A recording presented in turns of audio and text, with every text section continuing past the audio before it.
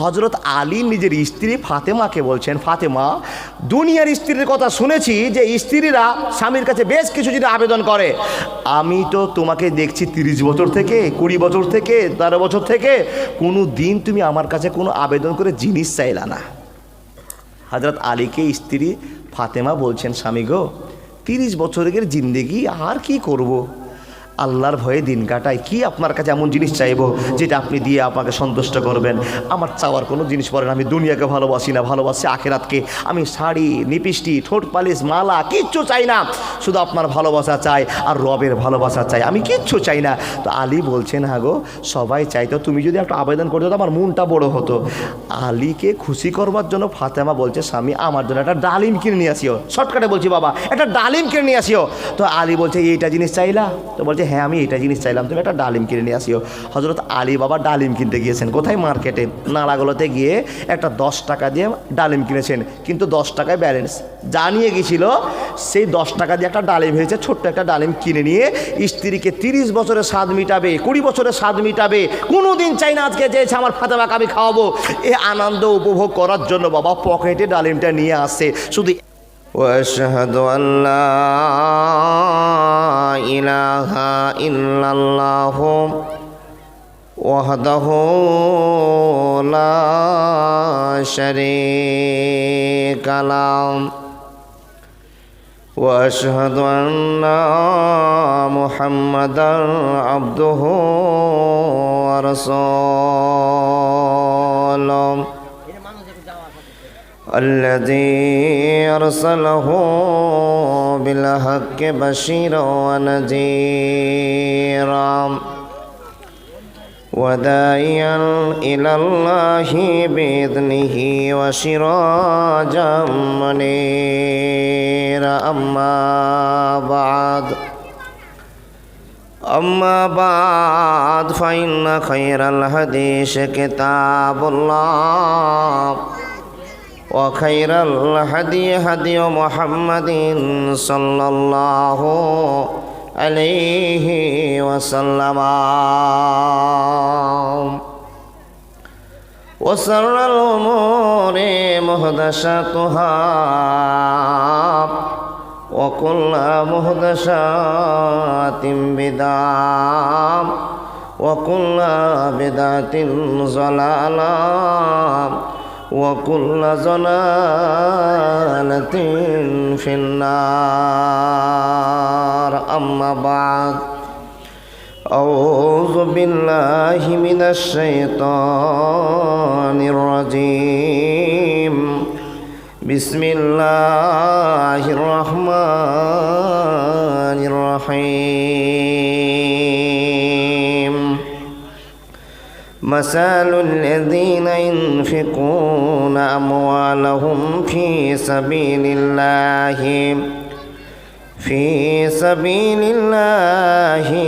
كمثل حبة أنبتت 7 سنابل في كل سنبلة 100 حبة والله يضاعف لمن يشاء والله واسع عليم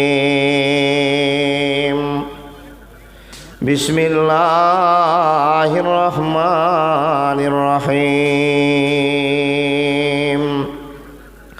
الذين ينفقون أموالهم بالليل والنهار سرا وعلانية فلهم أجرهم عند ربهم ولا خوف عليهم ولا هم يحزنون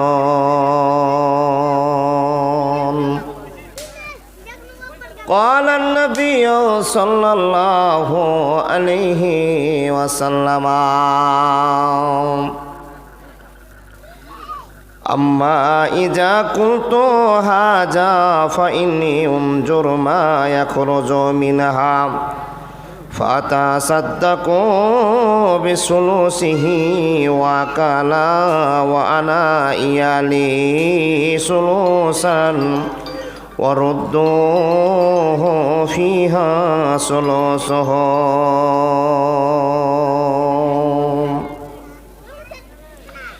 এই পৃথিবী দেখতে সুন্দর, সবই মায়ার ঘর।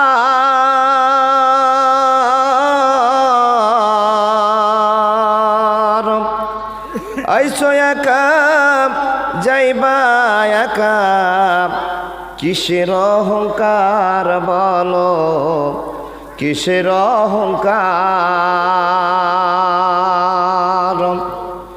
এই পৃথিবী দেখতে সুন্দর, সবই মায়ার ঘর। আইসো একা যাইবা একা, তোমার কিসের অহংকার সোনা, কিসের অহংকার। যাদের জন্য করলা তুমি জমি জামা ঘর,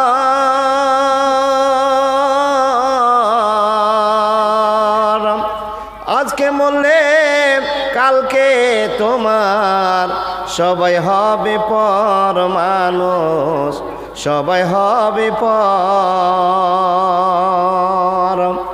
এই পৃথিবী দেখতে সুন্দর, সবই সাদের ঘর। আইসো একা যাইবা একা, তোমার কিসের অহংকার মানুষ, কিসের অহংকার, কিসের অহংকার সোনা, কিসের অহংকার। দুঃখ যদি হইতো বিক্রি, হইতাম আমি ধনী।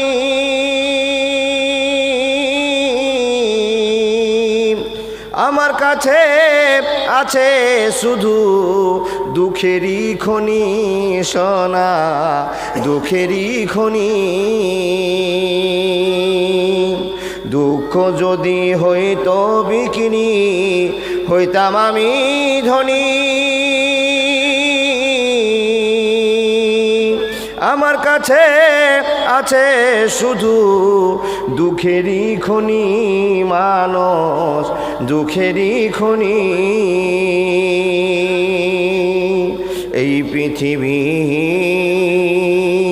দেখতে সুন্দর, সবই মায়ার ঘর।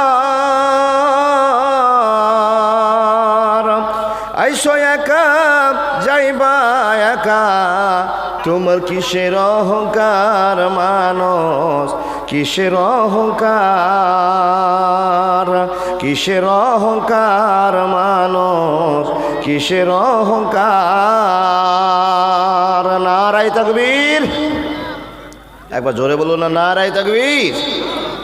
নির্বাচিত আজকের সভার সভাপতি, দিন প্রিয়, ইসলাম প্রিয়, সুপ্রিয় শ্রোতা মণ্ডলী, পর্দার আড়ালে বসে থাকা অত্র এলাকার কিছু সংখ্যক মা ও বোনেরা, লাখো কোটি শুকরিয়া সে আল্লাহ, যে আল্লাহ সন্ধ্যা থেকে নিয়ে এখন পর্যন্ত পবিত্র হাদিস ও কোরআনের কথা শোনাচ্ছেন। আরও কিছু সময় ধরে 2 ঘন্টা, 2.5 ঘন্টা, 3 ঘন্টা পর্যন্ত শুনিয়ে যাবেন। যে আল্লাহ এই শক্তিটা আমাদেরকে দিয়েছেন, আপনাদের বসে থাকার শক্তি দিয়েছেন, সে আল্লাহর লাখো কোটি শুকরিয়া বলুন আলহামদুলিল্লাহ। তারপরে পরে তার প্রেরিত রাসূল, কায়নাতের তাজদার, জগতের মাস্টার, বিশ্বের ডাক্তার, বিশ্ব নবী নবী মুহাম্মদুর রাসূলুল্লাহ সাল্লাল্লাহু আলাইহি ওয়াসাল্লামের প্রতি লাখো কোটি দরুদ শান্তির ধারা বর্ষিত হোক। আল্লাহুম্মা সাল্লি আলাইহি, আল্লাহুম্মা বারিক আলাইহি। ব্রাদার ইসলাম, জালসার প্রতি ভক্তি না থাকলে, আল্লাহর ওপর ভয় না থাকলে, প্রত্যেক জায়গায় জালসা শুনে বিরক্ত হয় না বাবা। এত জালসা হচ্ছে, কমিটি বিরক্ত হয়ে যাচ্ছে কিন্তু শ্রোতা বিরক্ত হয়নি। জি, যেখানে জালসা হোক সেখানে 2-4 হাজার লোক হবেই, 200-400 লোক হবেই। আর যেখানেই জালসা হোক মুসলমান পকেটে টাকা রাখার মতো সম্ভাবনা রাখে না, দিবেই। তার কারণ যেখানেই দান করব সেখানেই আল্লাহর ভালোবাসা পাবো। না বাবা, ভাগ করা আছে? ভাগ আছে কি? একটু হুঁহাগুলো করুন না, কোনো ভাগ নেই। শুধু আমার মুক্ত হস্তে দান করে দিব, যার হাতে দিব সেটা হলো একটা মৌলবীর হাত, মাওলানা সাহেবের হাত। কিন্তু হাতটা পার হয়ে এমন জায়গায় পড়ে গেল, কোথায় চলে গেল? সব আল্লাহর কাছে জমা।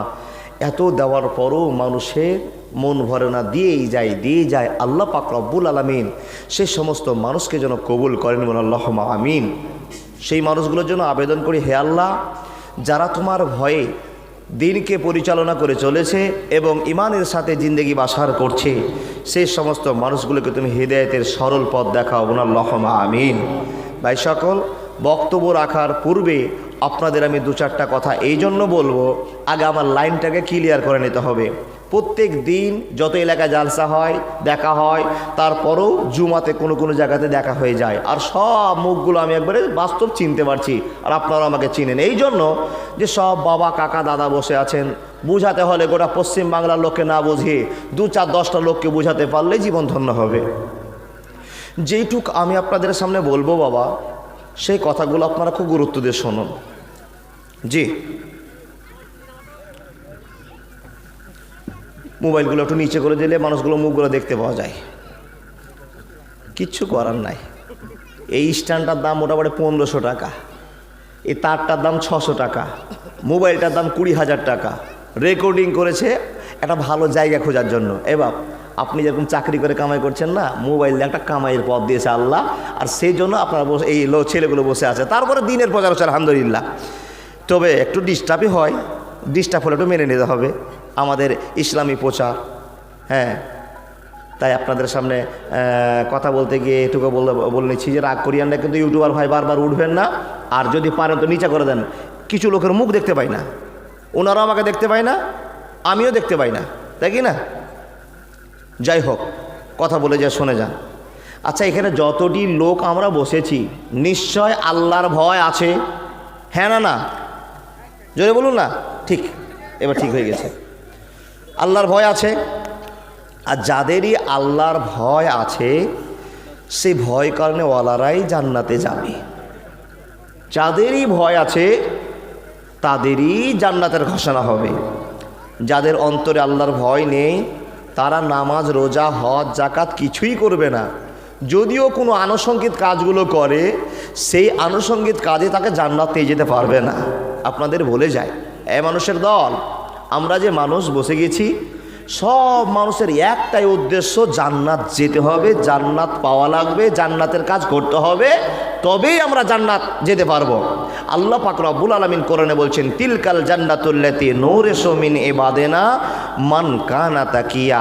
তোমাদের আমল, তোমাদের নামাজ, তোমাদের রোজা, তোমাদের হজ, তোমাদের দান, তোমাদের সাদকা, তোমাদের সত্য কথা, তোমাদের পৃথিবীবাসীকে ভালোবাসা দেখা, এইগুলো এক পাল্লায় জমা করে নূরিসু মিন ইবাদিনা মান কানা তাকিয়া, পরেশগারিতার উপর ডিপেন্ড করে তোমার ঘোষণা হবে তুমি জান্নাতে যাবে না জাহান্নামে যাবে। ভাবজান, এটা যদি আল্লাহর সিরিয়াল অনুযায়ী চলে থাকে, তাহলে আপনি আমি যতক্ষণ পৃথিবীতে আমল না করব, ততক্ষণ আমরা জান্নাতে যেতে পারবো না। আপনি প্রশ্ন করবেন চট করে, মাওলানা কোন কোন আমল করলে আমরা জান্নাতে যাব? কোন কোন আমল?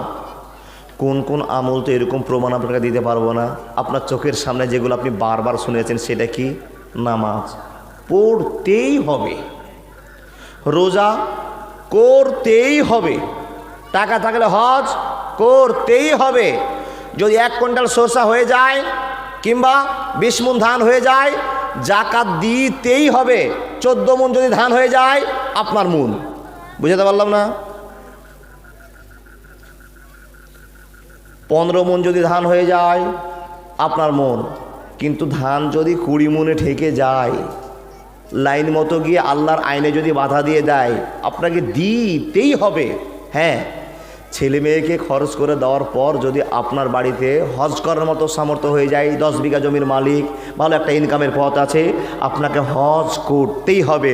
যদি বলেন মৌলভী সাহেব নামাজ রোজা সবই করছে, খালি হজটা করবো না, তো আপনি একটা আমলে পিছিয়ে গেলেন। আর একটা আমলে পিছিয়ে যাওয়া মানে জান্নাত থেকে আপনাকে রুখে দেওয়া, আপনি আটকে যাবেন। নাবিজি বসে আছেন, আম্মাজান আয়েশা জিজ্ঞেস করছেন, নাবি গো আমার খুব চিন্তা হচ্ছে, খুব টেনশন হচ্ছে। আয়েশা, কি নিয়ে তোমার টেনশন হচ্ছে? তো নবীজিকে বলছেন, নবী গো, আল্লাহ যদি আমাদের খাতাটা চেক করতে শুরু করেন, তো চেক করলেই তো আমরা ফেঁসে যাব, চেক করলেই তো বিপদে পড়ে যাব, তো কি করব? তখন নবীজি বলছেন, আয়েশা শুনে নাও, দুনিয়াতে এত ভয় করে চলো, এত ডর করে চলো, আয়েশা রে, তোমার মনের কনফিডেন্সটাকে এমন করে বাড়িয়ে দাও যেন তোমার আল্লাহ তোমার খাতাটা নিয়ে যদি হাতে করে চেক করতে আরম্ভ করে যায়, কোনো জায়গায় ভুল পাবে না, কোনো জায়গায় ভুল পাবে না। আয়েশা রে, শুনে নাও, এমন রেজাল্ট তুমি তৈরি করে নাও, তোমার রেজাল্টটা দেখে মনে হবে তোমার কনফিডেন্স তোমাকে বাতিয়ে দিবে, নিশ্চয় আমার আমলে কোনো থামতি থাকবে না, ফরিয়াদ থাকবে না, এইরকম টার্গেট তোমাকে রাখতে আরম্ভ করতে হবে। এ আয়েশা, শুনে নাও, তারপরে যদি তোমার ধকমক থেকে যায়, সন্দেহ থেকে যায়, আয়েশা রে, শুনে নাও, তোমার সন্দেহ যদি থেকে যায় আর তোমার আমল নামার খাতাটা যদি চেক হতে শুরু হয়ে যায়, রে আয়েশা, একটা চেক যদি শুরু হয়ে যায়, কোনো মানুষ পৃথিবীতে এমন নাই যে পাস করে জান্নাতে চলে যাবে, পাস করতে পারবে না, পারবে না, পারবে না। ভাইজান, তাহলে খাতা চেক হবে আপনার আমার। যদি খাতাটা চেক শুরু হয়ে যায়, তাহলে আপনি ফেঁসে গেলেন, যে কোনো বাঁধনে একটা পড়বেনই, বিপদে পড়বেনই। নামাজ পড়েছেন, নামাজ পড়ার পর মানুষের সঙ্গে বিবাদ লাগিয়ে দিয়েছেন, হজ করেছেন, হজ করার পর কারো জমির আইল কেটে নিয়েছেন, নামাজ রোজা হজ জাকাত আমল ভালো করেছেন, কিন্তু দেখেন বোনদের অংশ মেরে নিয়েছেন, নামাজ রোজা হজ জাকাত খুব ভালো করেছেন, মানুষের সঙ্গে আপনার বিপদ লেগেই আছে, হজ জাকাত নামাজ রোজা অনেক কিছু করেছেন, কোনো জায়গায় ফল হয়ে গেছে, এই ফলগুলো আপনাকে আল্লাহ তুলে ধরবে, আর যদি একটা ফল ধরে দেয়, ওই ফলটির জন্য আপনি বিপদে পড়ে যাবেন, আপনার জান্নাতে যাওয়ার হলো না, আপনাকে রুকে দেওয়া হলো। আয়েশা সিদ্দিকাকে বলছেন, আয়েশা, এমন রেজাল্ট করো দুনিয়াবাসী তোমার জন্য পস্তাবে, এমন জীবন তুমি করো হে গঠন, মরিলে হাসিবে তুমি, কান্দিবে ভুবন, এমন জীবন তুমি করিও না গঠন, মরিলে কান্দিবে তুমি, হাসিবে ভুবন। মানুষের দল কথা বলতে আরম্ভ করলাম, মানুষ রে, আল্লাহর জান্নাত পাওয়ার জন্য যে কর্মগুলো আমরা করতে শুরু করেছি, সে কর্মগুলোর নাম হলো নামাজ পড়া, রোজা রাখা, হজ করা, জাকাত দেওয়া, সত্য কথা বলা, গরিবকে সাহায্য করা, বিধবাকে সাহায্য করা, এতিমকে সাহায্য করা, মাদ্রাসায় দান করা, এক কথায় যত উপকার আছে, ইবাদত আছে, মাবুদকে রাজি করার জন্য আমরা ইবাদত শুরু করেছি। মুসলমান, এমন আমরা আজ করব না, কাজ করব না, যে কাজের জন্য আল্লাহর কাছে জবাবদিহি করতে হবে, মন থেকে নিজের জীবনটাকে ফেরেশ বলে ঘোষণা করতে হবে, আল্লাহ আমাকে আটকাবে না, আর যদি কোনো জায়গায় আটকে যায় তো মাবুদ দয়া করে আমাকে পার করে দেবে। তার কারণ বাবা, 100-র ভিতরে যদি হাফ নাম্বার কমে যায়, রব্বুল আলামিন বলছেন, আমি যে দয়াময়, আমি যে রহমান, আমি যে রহিম, এই ভালোবাসাতে তোমাকে পার করে দিব। মানুষ রে, এমন আমল করে যাও, বিপদের দিনে কোনো টেনশন হবে না, হবে না, হবে না। কিন্তু বাবা, আমাদের আমলে কিছু গোলমাল আছে। কি কি গোলমাল আপনাকে বলে যাই, কিছু গোলমাল লক্ষ্য করা যায়। মাওলানা, বুঝতে পারলাম না কি কি আমলে গোলমাল। বাপ, জান্নাতের লাইন ধরে নিয়েছেন, মালদা আপনার ঠিকানা, একটু ছোট করে বলছি, মালদা গেলে আমি জান্নাত পাবো। মালদা রাস্তাটা সোজা, ডানে বামে অনেক রোড হবে, আপনি গাড়ি ছেড়েছেন, যানবাহন ছেড়ে দিয়েছেন, লক্ষ্য বস্তু আপনার মালদা, লক্ষ্যবস্তু আপনার জান্নাত। কিন্তু ডানেও যাওয়া যাবে না, বামেও যাওয়া যাবে না। যদি ডানে বামে চলে যান তো আপনি আর মালদা পৌঁছাতে পারবেন না। যদি মালদা পৌঁছেন তো আপনার দেরি হয়ে গেল। জি, নামাজ রোজা হজ জাকাত আপনি করতে আছেন, তারপরে যখন মিথ্যা কথা বলতে শুরু করেছেন, কোনো একটা ভুল করে দিয়েছেন, তখন আপনার জান্নাত যাওয়াটা রুকে যাচ্ছে। জান্নাত যদিও যান তো এই কর্মটা করার যে সাজাটা কাটার পরেও আপনাকে জান্নাত ঘোষণা করা হবে। বুঝে নিয়েছেন আজ? মাওলানা, অ্যাকুরেট জীবনযাপন করব, আপনি ফল বলে দিন, আমরা অ্যাকুরেট জীবনযাপন করে বিদায় নেব দুনিয়া থেকে, এরকম আমল কিছু বলে দেন। তো রব্বুল আলামিন বলছেন কি? নামাজে আপনাকে জান্নাত নিয়ে যেতে পারবে না, কিন্তু নামাজ পড়তেই হবে। রোজাতে আপনাকে জান্নাত নিয়ে যেতে পারবে না, কিন্তু রোজা করতেই হবে। হজের একই কথা, 5টা গুরুত্ব। The foundation of Islam is best on 5 characteristics. এই 5টা বৈশিষ্ট্যকে মানতেই হবে। কিন্তু আপনি যদি মনে করেন নেন নামাজ পড়বো সত্য কথা বলবো না, নামাজ পড়বো রোজা রাখবো না, নামাজ পড়বো দান করব না, আপনি নামাজ শুরু করেছেন, সব A to Z আপনি করছেন, কিন্তু আনুষঙ্গিক ইবাদতগুলো করছেন না, জান্নাত যাওয়া মুশকিল হয়ে যাবে, জান্নাত আপনি যেতে পারবেন না। রব্বুল আলামিন তার আমাদের পথ আপনি বলে দিন, কি করে আমরা যাব। নবীজিকে প্রস্তাব করা হলো, ইয়া রাসূলুল্লাহ আপনি বলে দিন আমরা জান্নাত কি করে যাব, এমন কিছু আমল বলে দিন আমরা জান্নাত চলে যাব। নবীজি এমন করে টেকনিক করে আপনাকে বলে দিয়েছেন জান্নাত যাওয়ার নিয়মটা, আপনি এটা জীবনেও ভুলবেন না। ইয়া রাসূলুল্লাহ বলুন তো কি কি কাজ করতে হবে। উম্মতি শুনে নাও, আল্লাহর বিধান কি তো আইন নামাজ পড়তে হবে, ছাড়া চলবে না। রমজান মাস আসলে বছরে 1 মাস রোজা করতে হবে, ছাড়া চলবে না। যদি তোমার ঘরে 2 কুইন্টাল ধান হয়ে যায়, 5 কুইন্টাল ধান হয়ে যায়, শরীয়ত মোতাবেক আইন অনুযায়ী নবীর তারিখায় যদি ফসল হয়ে যায়, জাকাত দিতে হবে। 1 লাখ টাকা বাক্সে জমা আছে, দিতেই হবে, দিতে হবে। বন্ধু আমার 5টা বৈশিষ্ট্য মানার পর আমার করণীয় কি আছে একবার বলে দেন। নবী গো আপনি যেটা মুখের কথা বলে দিয়েছেন সেটাই করব, একটু বেশিও করব না আর কম করব না। বন্ধুরে আমার, নবীজির মুখের জবান শুনে লোকগুলো বলছে ইয়া রাসূলুল্লাহ একটা বেশিও করব না কম করব না, আপনি যেটা বলেছেন সেটাই মানতে আরম্ভ করব। উম্মতি শুনে নাও, হ্যাঁ হ্যাঁ হ্যাঁ সেটাই করে যাও, জান্নাত চলে যাবে। আল্লাহ নবী গো কি কি করতে হবে, বলে নামাজ পড়ার পর দান করতে হবে, নামাজ পড়ার পর মানুষের মাথায় হাত দিতে হবে। কোন মানুষের মাথায় হাত দিয়ে নাম্বার পাওয়া যাবে? আপনাদের গ্রামে বিধবা আছে, ইয়াতিম আছে, বয়স্ক আছে, এদের সঙ্গে নেক্সট করতে হবে। নামাজ পড়েছেন, মানুষের সঙ্গে নম্রতার ব্যবহার দেখাতে হবে। নবীজিকে জিজ্ঞেস করা হলো, ইয়া রাসূলুল্লাহ নামাজ রোজা হজ যাকাত করার পর কোন আমলগুলো কোন নিয়ামতগুলো আমাদের বেশি করা লাগবে, যেই জন্য আমরা জান্নাতে বেশিরভাগ লোক চলে যাব, এমন কোন ব্যবহারের কথা আছে কিনা? তো নবীজি বলছেন হুসনুল খালক, যার দেহতে দুনিয়াতে ব্যবহার ভালো হবে, নামাজ রোজা হজ যাকাত করবার পরে মানুষের সঙ্গে নম্র ব্যবহার করবে, ভদ্রতার সাথে জীবন যাপন করবে, মানুষকে কষ্ট দিবে না, মানুষকে ডাইরেক্ট কোনো ভুল ধরিয়ে দিবে না, যদি বলতে হয় তো পার্সোনাল বলে দেবে, মানুষটা যেন দুঃখ না পেয়ে যায়। নবীজিকে প্রশ্ন করার সঙ্গে সঙ্গে নবীজি বললেন ওই চরিত্রবান লোক এক বাক্যে আল্লাহ জান্নাতে যাবে। একবার জোরে বলুন না সুবহানাল্লাহ। তিলকাল জান্নাতুল লাতী নূরিসু মিন ইবাদিনা মান কানা তাকিয়া। নবী গো আমাদের আমল যদি আল্লাহর কাছে দরখাস্ত দিতে পারে আর আমাদের ডকুমেন্ট যদি আল্লাহর কাছে প্রমাণ দিতে পারে, নবী গো আমাদের ভয় যাত্রা কমে যাবে। এই জীবনে আমাদের আমল করতে আমরা আরম্ভ করেছে। এ নবী মুহাম্মদ আপনি বলে দিন আমাদের নামাজ রোজা হজ যাকাত পড়া আর কি করণীয় আছে?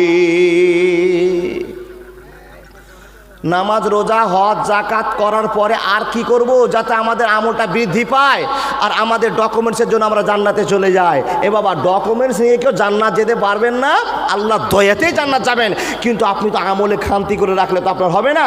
আমলকে আপনাকে পরিপূর্ণ করতেই হবে, আমল পরিপূর্ণ করতে হবে। রাসূল নামাজ রোজা হজ যাকাতের পর কি আছে? তো রব্বুল আলামিন বলেন নামাজ রোজা হজ যাকাতের পরে সবচেয়ে পাওয়ারফুল ইবাদতের নাম হলো দান।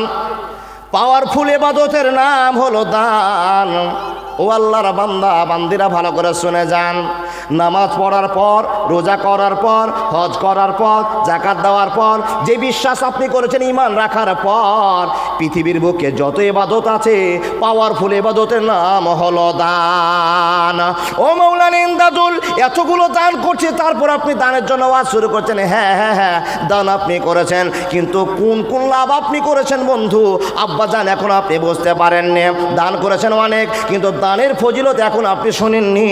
দান করে কোন কোন আপনার লাভ হয়েছে, দান করে কতটা আপনার লাখ না লোকসান হয়েছে।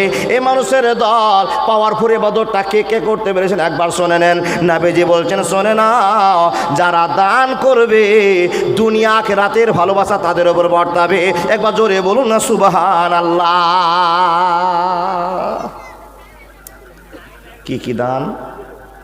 দানের কথাগুলো শুনুন। কি আপনি আখিরাত আর দুনিয়াতে প্রাধান্য পেয়েছেন? আপনাকে আল্লাহ বলছেন, এ বান্দা, নামাজ পড়ার পর রাস্তার ধারে একটা ইয়াতিম বাচ্চা বসে আছে, নোংরা হয়ে বসে আছে। ওর মাথার কাছে গিয়ে দাঁড়াও, একবার মাথাটায় হাত দাও, নাম্বার বেড়ে যাবে, জান্নাত তুমি চলে যাবে। নূরে সুমিনি বাদেনা মান কানা তাকিয়া। ওই ছেলেটা বসে আছে অভাবের মতো, তুমি তার কাছে যাও, তার মনের দুঃখ গল্পগুলো একটু শুনে নাও, আর তার মাথায় একবার হাতটা বলিয়ে দিল, বাবা তোমার বাবা কি হয়েছে, তোমার মা কোথায় গিয়েছে? ওই ছেলে যদি বলে দেয় আমার বাপ মা বেঁচে নাই, মাটির তলে চলে গেছে, কবরবাসী হয়েছে, তাকে দেখে আপনার দুঃখ চলে আসবে। হাইরে মাত্র 5 বছরের বাচ্চা, তোমার বাপ নয়, তোমার মা নাই। আজকে জালসার দিন, তোমার বাপ মা থাকলে তোমার হাতে 10 টাকা 20 টাকা থাকতো, পকেট থেকে 10 টাকা বের করে বাবুকে দিয়ে বলছেন, বাবা রে যা যা যা পাপড় কিনে খা, যা যা যা একটা কুরকুরে কিনে খা। এ মুসলমান, নূরে সুমিন ইবাদেনা মান কানা তাকিয়া, এটাই হলো আপনার জান্নাত যাওয়া ঠিকানা। নামাজ রোজা শুধু পড়ে জান্নাত যাওয়া যাবে না, যাবে না, যাবে না। আই মোহাম্মদ কামিলিওয়ালা, আয় রে আমার বুকে আয়, ডাকে রে তোর কি তো দাস, শান্তি দাও মোর কলি যায়। আই মোহাম্মদ, ফকির দরবেশে বাদশা ওলি, তুলিতেছে সে ফুলের কলি, ভিক্ষা ঝুলি কাঁধে নিয়ে, ভিক্ষা ঝুলি কাঁধে নিয়ে বাস করে গাছতলায়। আই মোহাম্মদ, আই মোহাম্মদ কামিলেওয়ালা, আয় রে আমার বুকে আয়। একবার জোরে বলুন না সুবহানাল্লাহ।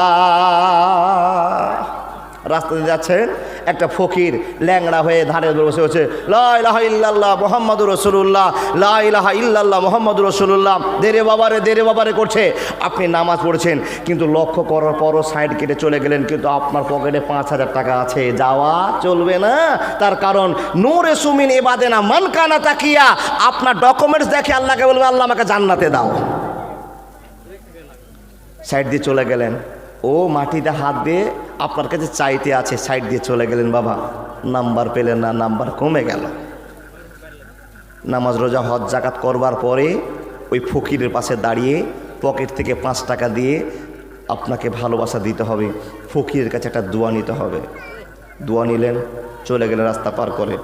এবার যেতে যেতে বন্ধু, রাস্তার ধারে একটা বিধবার বাড়ি আপনি দেখতে পেলেন। সকালবেলাতে এই বাড়িটা ভাত রান্না হয় না, দুপুরবেলায় ভাত রান্না হয় না, রাত্রেও ভাত রান্না হয় না। একটা বিধবা গ্রামে বসবাস করে। এ মুসলমান, আপনাকে খোঁজ রাখতে হবে, মেয়েটার ভাত রান্না কেন হয় না, মেয়েটা কোথায় দিন কাটা, কি করে আরম্ভ করে। মানুষ রে, জান্নাত যাওয়ার জন্য কাজ শুরু করেছেন, আপনার লক্ষ্য বস্তু জান্নাতে যেতে হবে, কিন্তু আনুষঙ্গিক যদি অ্যাডিশনাল আমল না থাকে, জান্নাত যাওয়া যাবে না, যাবে না, যাবে না।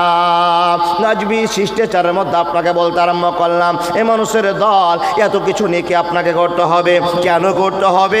আল্লাহকে বলবো মাবুদ জান্নাতে দাও, আর আল্লাহ আপনার আমল নামা যখন চেক করতে আরম্ভ করবে, লোকটা নামাজ পড়েছে, কোনোদিন ফকিরকে ভিক দেয়নি, লোকটা নামাজ পড়েছে, কোনোদিন মানুষকে নম্রভাবে কথা বলেনি, লোকটা নামাজ রোজা হজ জাকাত করেছে, কিন্তু মানুষের সঙ্গে বিরোধী করে মরেছে, লোকটা নামাজ রোজা হজ জাকাত করেছে, কোনোদিন ইয়াতীমের মাথায় হাত দেয়নি। মুসলমান শুনে নিন, যদি নবীর হাদিস সত্য হয়, আল্লাহ কোরআন সত্য হয়, জান্নাতে যাবে না, যাবে না, যাবে না। হ্যাঁ যাবেন আল্লাহর দয়াতে। কখন? যে অন্যায়গুলো করেছেন, অন্যায়ের সাজা পাওয়ার পর, নাহারে হায়াতে গোসল করিয়ে দেওয়ার পর আপনাকে জান্নাতে দিবে, জান্নাত যাবে। মুসলমান জান্নাতে যাবেই, কিন্তু সাজা কাটার পর। মাওলানা, জান্নাত যাওয়ার আরেকটা অন্যতম মাধ্যম আপনি বলে দেন। জান্নাতে যাওয়ার অন্যতম মাধ্যমের নাম হলো দান করা। জি এবার নামাজ রোজা ছাড়া আপনার জীবন আর কি ভালো আমল করেছেন আপনি দেখান, হিসাব করুন। কাউকে খোঁটা দেওয়ার আগে নামাজ রোজা হজ যাকাত করার আগে আর কি ভালো আপনার আমল আছে? নামাজ খুব ভালো করে পড়েছেন, কিন্তু বিশ্বাস করে নেন যারা নামাজ ধরেছেন, একটা মৌলভী মাওলানার সময় আপনার নামাজ হয়নি। তার কারণ 7 বছর বয়স থেকে একটা মৌলভী মাওলানা নামাজ শুরু করে দেয়, মরা পর্যন্ত নামাজ পড়ে। মৌলভী সাহেবের দামের কথা আপনাকে বলতে আরম্ভ করলাম, কিন্তু বাবা যারা পাবলিক আপনারা নামাজ ধরেছেন, নিশ্চয় আপনি 20 বছরের পর ধরেছেন, 10 বছরের পর ধরেছেন, 40 বছর পর ধরেছেন। বড় একটা অসুখ হয়েছে, তারপর আপনি দাড়ি ছেড়ে 2 রাকাত 4 রাকাত নামাজ আপনি পড়েছেন, মুসাল্লি বড় হয়ে গেছেন। আর আপনার ফতোয়াতে আব্দুর রাজ্জাকও ফেল, আপনার ফতোয়াতে আব্দুর রাজ্জাকও কি বলেন ফেল। জি, ওই মুসাল্লি হওয়ার চাইতে বেনমাজি হয়ে দিন কাটিয়ে লাভ আছে। তার কারণ ফতুয়া নিয়ে জান্নাত যাওয়া যাবে, ফতুয়া দিয়ে জান্নাত যাওয়া যাবে না। কি জানেন আপনি? শুধু নামাজি হয়েছেন। কতটা নামাজি? যদি আপনাকে বলা হয় বায়েত বাণীর মান এটা বলো, আপনার গোষ্ঠী টেঁড়া হয়ে যাবে, আপনি বায়েত বাণীর মানই শোনাতে পারবেন না, আপনার ফতুয়া কেন করা হবে? সত্য করে বলছি আপনাদেরকে, নামাজ ধরেছেন ভয়ে দিন কাটান। 40 বছরে তো নামাজটা আপনি শুরু করেছেন। মাওলানা সেই কথাগুলো আর বলিয়েন না, নামাজ তো ধরেছি, নামাজটা ধরতে দেন, আমরা বাকি আমলগুলো করব। আপনি যা যা বলছেন নবীর হাদিস কোরআনের মোতাবেক আমরা মেনে নেব ইনশাআল্লাহ। এবার সব প্রথমে আপনাকে বলছি, যারা নামাজি হয়ে গিয়েছেন খবরদার ফতোয়া দিবেন না, খবরদার ফতোয়া দিবেন না। যেটা জানেন না, কোনো ছোট মৌলবীর কাছে হোক আর বড় মৌলবীর কাছে হোক, বসে বসে তেলিয়ে তালিয়ে সে সেটা জানে, তার কাছে আপনি শুনে আমলে ফিটিং করেন, জীবনটা ধন্য হবে। একদিন মসজিদে গেলেন, 3 দিন মসজিদে যাওয়ার পর মৌলবীর ভুল ধরতে শুরু করলেন। এত মৌলবীরা জামাতে আসবে না, মৌলবীরকে সপ্তাহে কাজ বেশি বলে কিনা বাবা? যেদিন থেকে নামাজি হয়েছে তারপর সপ্তাহ থেকে খালি মৌলবী মানুষের বিরোধী শুরু করেছে, আর যত রকমের দেশের নোংরা লোক আছে তাদের সম্পর্কে আলোচনা শুরু করেছে। বাবা তুমি যে নোংরা ছিলা, এখন তুমি তো আল্লাহর কাছে কাঁদতে শিখেছো, কাঁদো না, কাঁদো না, 2-4 বছর কাঁদো, দেখো পরিবর্তন হও কি না। তারপরে বুঝে নিতে হবে আমার এবাদতটা আমি কতটা আল্লাহকে রাজি করতে পেরেছি, আমার ভালোবাসাটা আল্লাহর কাছে কতটুকু পৌঁছেছে। এ বাবা বুঝে নিবেন আপনার ইমানে। আপনার ইমান যদি বলে নামাজ রোজা হজ যাকাত করার পরও আপনার নোংরামি ছুটেনি, তো আপনাকে জেনে নিতে হবে আপনার নামাজ কবুল হয়নি। তবে মৌলভী সাহেব তুমি যে ওয়াজ করছো নামাজ না পড়াই ভালো আছে নাকি? যদি এই ফতোয়া মেনে নেন, কোটি কোটি টাকা দাম দেন, কোটি ফকিরকে খাওয়ান, ইয়াতিমের বাড়িতে প্রত্যেকদিন 5 মণ করে চাল দিয়ে আসেন, একটাও কমতিতে থাকবে না। তার কারণ নামাজ পড়তেই হবে। নামাজ পড়ার পর এগুলো আমল, নামাজ করার আগে নয়। শোনাই, জান্নাত নেওয়ার জন্য পাগল হয়ে গেছে। কার কথা বলবো, কার কথা বলবো? একটা কথা আপনাকে বলে যাই, শোনেন, আল্লাহর ভয় যদি অন্তরে থাকে তো নিশ্চয় মানুষ আল্লাহর প্রেমে পাগল হয়ে যায়। প্রমাণ দিয়ে যাচ্ছে আপনাকে।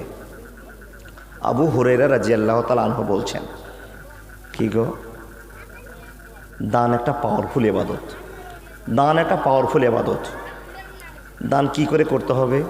জান্নাত যাব মাওলানা, কিসের বিনিময়ে? ইবাদতের বিনিময়ে। আল্লাহ বলছেন নূরে সুমিন ইবাদেনা মান কানা তাকিয়া। এবার আবু হুরায়রা রাদিয়াল্লাহু তাআলা আনহু বলছেন, জান্নাত নেওয়ার উপায়ের জন্য, জান্নাতের আসার জন্য মানুষ কি না করতে পারে। আলোচনা শুনুন। আবু হুরায়রা বলছেন কি, একজন লোক, মন দেন আমার দিকে, একজন লোক রাস্তা দিয়ে হাঁটছে, রাস্তা দিয়ে হাঁটছে, হঠাৎ করে মেঘের ভিতর থেকে একটা আওয়াজ শুনতে পাচ্ছে। এ বাবা, মেঘের ভিতর থেকে একটা আওয়াজ ভেসে আসছে, কি?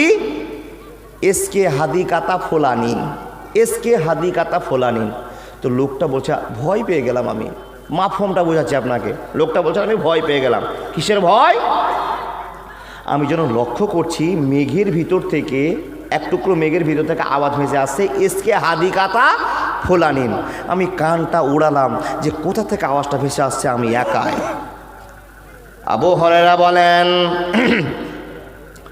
লোকটা কান উড়িয়েছে, আর লোকটা কান ওড়ার পরে লক্ষ্য করছে মেঘের ভিতর থেকে একটা আওয়াজ আসছে, এসকে হাদি কাতা ফোলানেন, এসকে হাদি কাতা ফোলানেন। বন্ধুরে আমার, এই আওয়াজটা শোনার পর লক্ষ্য করছেন কোনো জায়গায় মানুষ দেখা যায় না, মেঘের ভিতর থেকে একটা আওয়াজ ভেসে ভেসে কানে লোকটা আরম্ভ করেছে। এই আওয়াজটা শোনার পর লক্ষ্য করলো বাবা এক টুকরা মেঘের খণ্ড ছুটতে আরম্ভ করেছে দক্ষিণ দিকে, উত্তর দিকে, পশ্চিম দিকে বলতে আরম্ভ করেছে।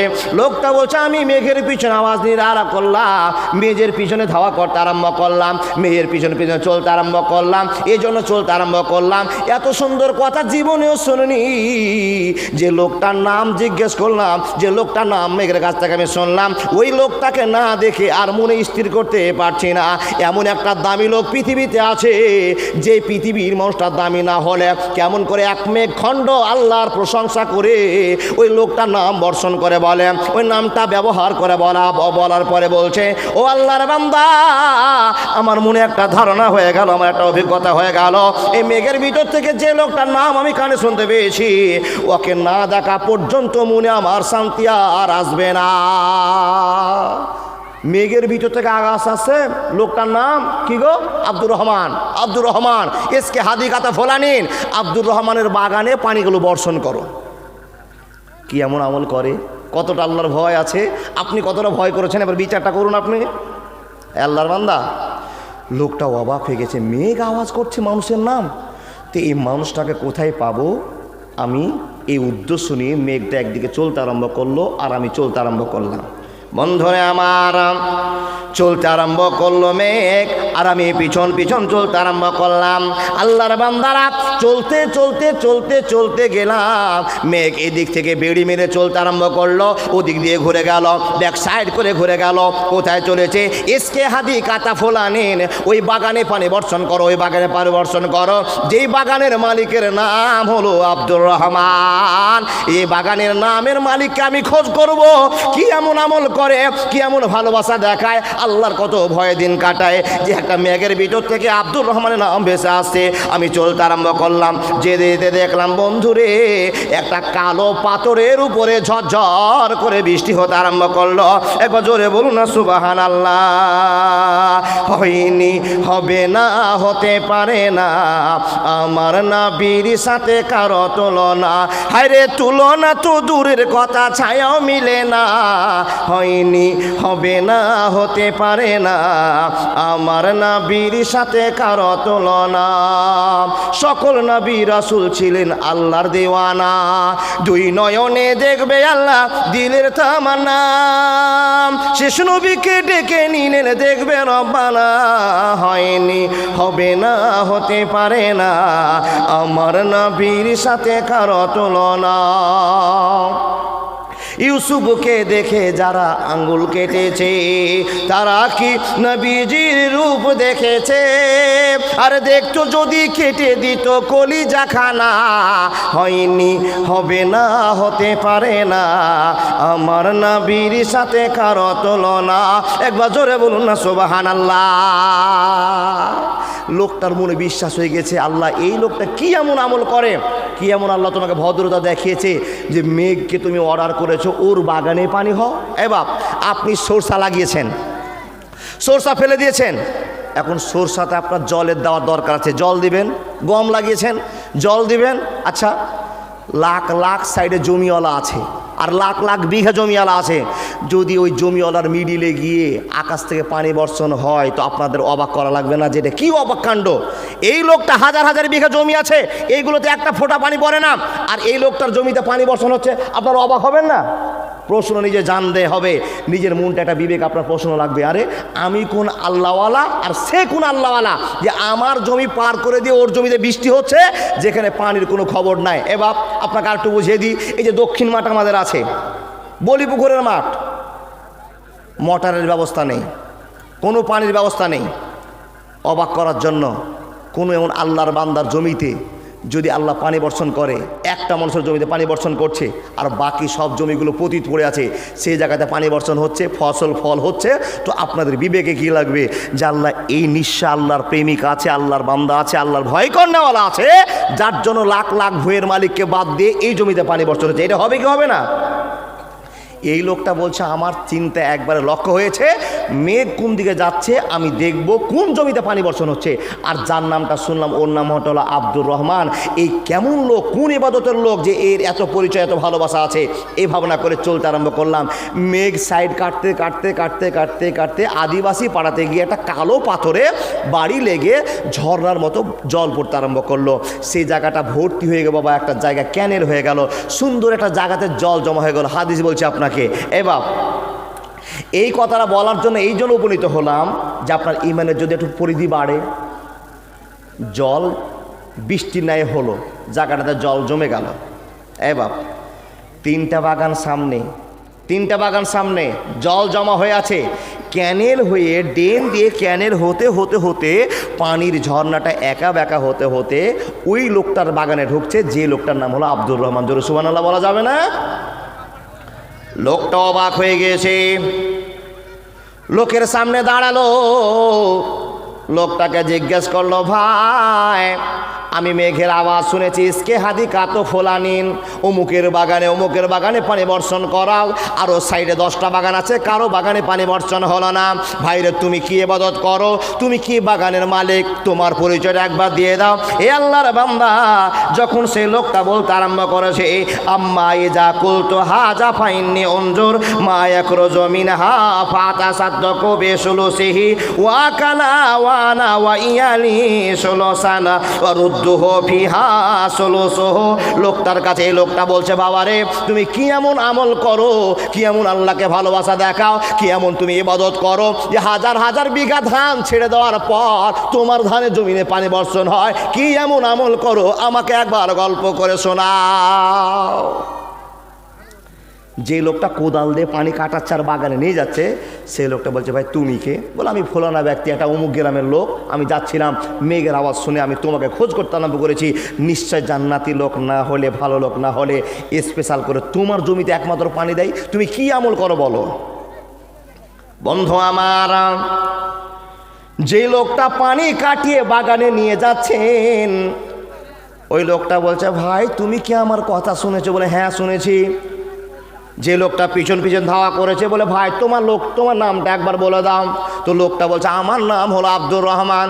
যখনই আব্দুর রহমান বললাম তখন বলছে, ঠিক কথা, তোমার নামটা আমি আকাশে শুনেছি, তোমার নামটা মেঘের কাছে শুনেছি, বলে দাও তুমি কি এমন আমল করো, কোন আমল করো, আমল করার জন্য তোমার বাগান আল্লাহ পানি বর্ষণ করেছে, এতগুলো বাগানে এক ফোঁটাও পানি পড়ে না, আমল কি বলো।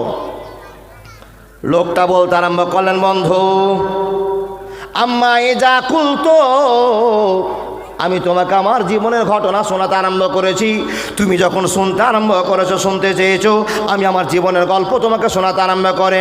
ভাইরে আমার, আমি 5 ওয়াক্তের নামাজ পড়ি, কোনোদিন ডিস্টার্ব দিই না, আল্লাহর ভয়ে দিন কাটাই, কোনোদিন মানুষের সঙ্গে কষ্ট আমি দিয়ে না, মানুষের সঙ্গে তর্কে জড়িয়ে যায় না। এ বন্ধু আমার, নামাজ রোজা হজ যাকাত যেটুকু আমার প্রয়োজন আছে আমি সব মেনটেন করার পর আল্লাহর ভয়ে দিন কাটাই। ভাইরে তুমি যেরকম আল্লাহর ভয়ে দিন কাটাও, আমিও তো সেরকম আল্লাহর ভয়ে দিন কাটাই, কিন্তু আমার তো এরকম খবর হয়নি। বলে, ভাই তুমি আল্লাহকে অরিজিনাল ভয় করতে পারোনি, যার জন্য এখনো তোমার আল্লাহর ভালোবাসা তোমার কাছে আসেনি।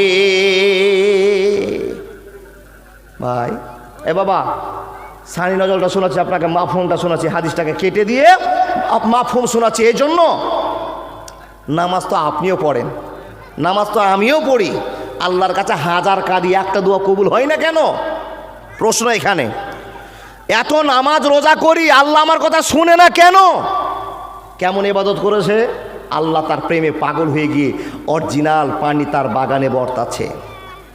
ভাই তুমি যেরকম নামাজ পড়ো আমিও তো সেরকম নামাজ পড়ি, তুমি যেরকম রমজান মাসে রোজা করো আমিও তো রোজা করি, তুমি হজ করেছো আমিও হজ করেছি, সবই ঠিক আছে, কিন্তু তুমি আমাকে ভালোবাসার কথা বলে দাও, কি এমন আমল করো যে আমলের জন্য তোমার বাগানে স্পেশাল করে আল্লাহ পানি বর্ষণ করে। হে মানুষের দল, বাগান আলা সুন্দর করে গল্প শোনাতে আরম্ভ করেছে। এ আল্লাহর বান্দা, আমি কি করে একবার তুমি শোনে নাও। আম্মা এজা কুলতু হাজা ফা ইন্নী তানজুর মা ইয়াখরুজু মিনহা ফাতাসাদ্দাকু বিসুলুসিহি। বাইরে আমার বাগানটা তুমি চোখে দেখতে পেয়েছো, আমি ক্যানেল করে করে গাছের গোড়াতে গোড়াতে পানি দিই। এই বাগানে যতগুলো মাল হয়, আমার বাগানে যতগুলো মাল হয়, এই মালগুলোকে আমি 3 ভাগে ভাগ করি। একবার জোরে বলুন না সুবহানাল্লাহ। আমার বাগানটা কিন্তু কম দামি বাগান নয়, এই বাগানটার মালকে আমি 3 ভাগে ভাগ করি। তারপরে কি করেন? 1 ভাগ খাই, 1 ভাগ ফকির মিসকিনকে দান করে দিই। 1 ভাগ খাই, 1 ভাগ ফকির মিসকিনকে দান করে দিই। আর 1 ভাগ কি করেন? আর 1 ভাগ আমি যত পৃথিবীর মানুষের জন্য বিষের দরকার, সারের দরকার, আমার বাগানে তদন্ত করার দরকার, লেবারের দরকার, 1 ভাগের টাকা দিয়ে আমি এগুলো সব মেনটেন করে যায়। আমি আবার বাগানের মালকে 3 ভাগ করে আল্লাহর ভয়ে আমি জীবন কাটাই। কোনোদিন আমার এই বাগানের মালকে নিয়ে আমি 4 ভাগ করে নিই, 5 ভাগ করে নে, আমি কোনোদিন কনফিউশন রাখেনি। আল্লাহ আমাকে লাখ টাকার মাল দিয়েছে, আর লাখ টাকার মালকে আমি 3 ভাগ করে দিয়েছি। আমি প্রত্যেক দিন একই হিসাব করে যাই। আমার যদি 100 কেজি মাল হয়ে যায়, আমার যদি 150 কেজি মাল হয়ে যায়, আমি 150 কেজি মালকে একটা 19-20 করি না, 19-20 করি না। ফকিরের জন্য 50 কেজি, বাড়ির জন্য 50 কেজি, আর বিক্রি করার জন্য 50 কেজি রেখে দিই। আমার বাগানের জন্য তো সার কিনতে হবে, বাগানের জন্য বীজ কিনতে হবে, আম ভাঙার জন্য তো আমাকে পাইঠের দরকার হবে। এই জন্য আমার বাগানে এরকম তদারক সরে দিয়ে কোনোদিন কনফিউশন আমি রাখি না। একবার জোরে বলুন না নারায়ে তাকবীর। বাপ ভদ্রতা দেখুন, কোনো দিন ফকিরকে 49 কিলো দিইনি। প্রশ্ন আপনার কাছে, নামাজ পড়েন, রোজা করেন, হজ করেছেন, সত্য কথা বলেন, ভালো একটা পরিবেশ নিয়ে আপনি জীবন কাটাচ্ছেন, কিন্তু সত্য করে বলুন তো, 5 বিঘা জমি, 5 কুড়ি 100 মণ ধান হয়েছে, কোন ইমানদার আছেন বুকে হাত দিয়ে বলুন? আমার 5 কুড়ি 100 মণ ধানের ভিতরে 5 মণ ওসুর সঙ্গে সঙ্গে বের করে দিয়েছি, একবারে লাপা জোকা মাপ করে দিয়ে। কোনোদিন কনফিউশন করিনি যে এটি দানাটি মোটা আর এ দানের দুর্বল, এরকম মনে আমার কোনো ভাগ ছিল না। একটা লোক হাত দেখান তো।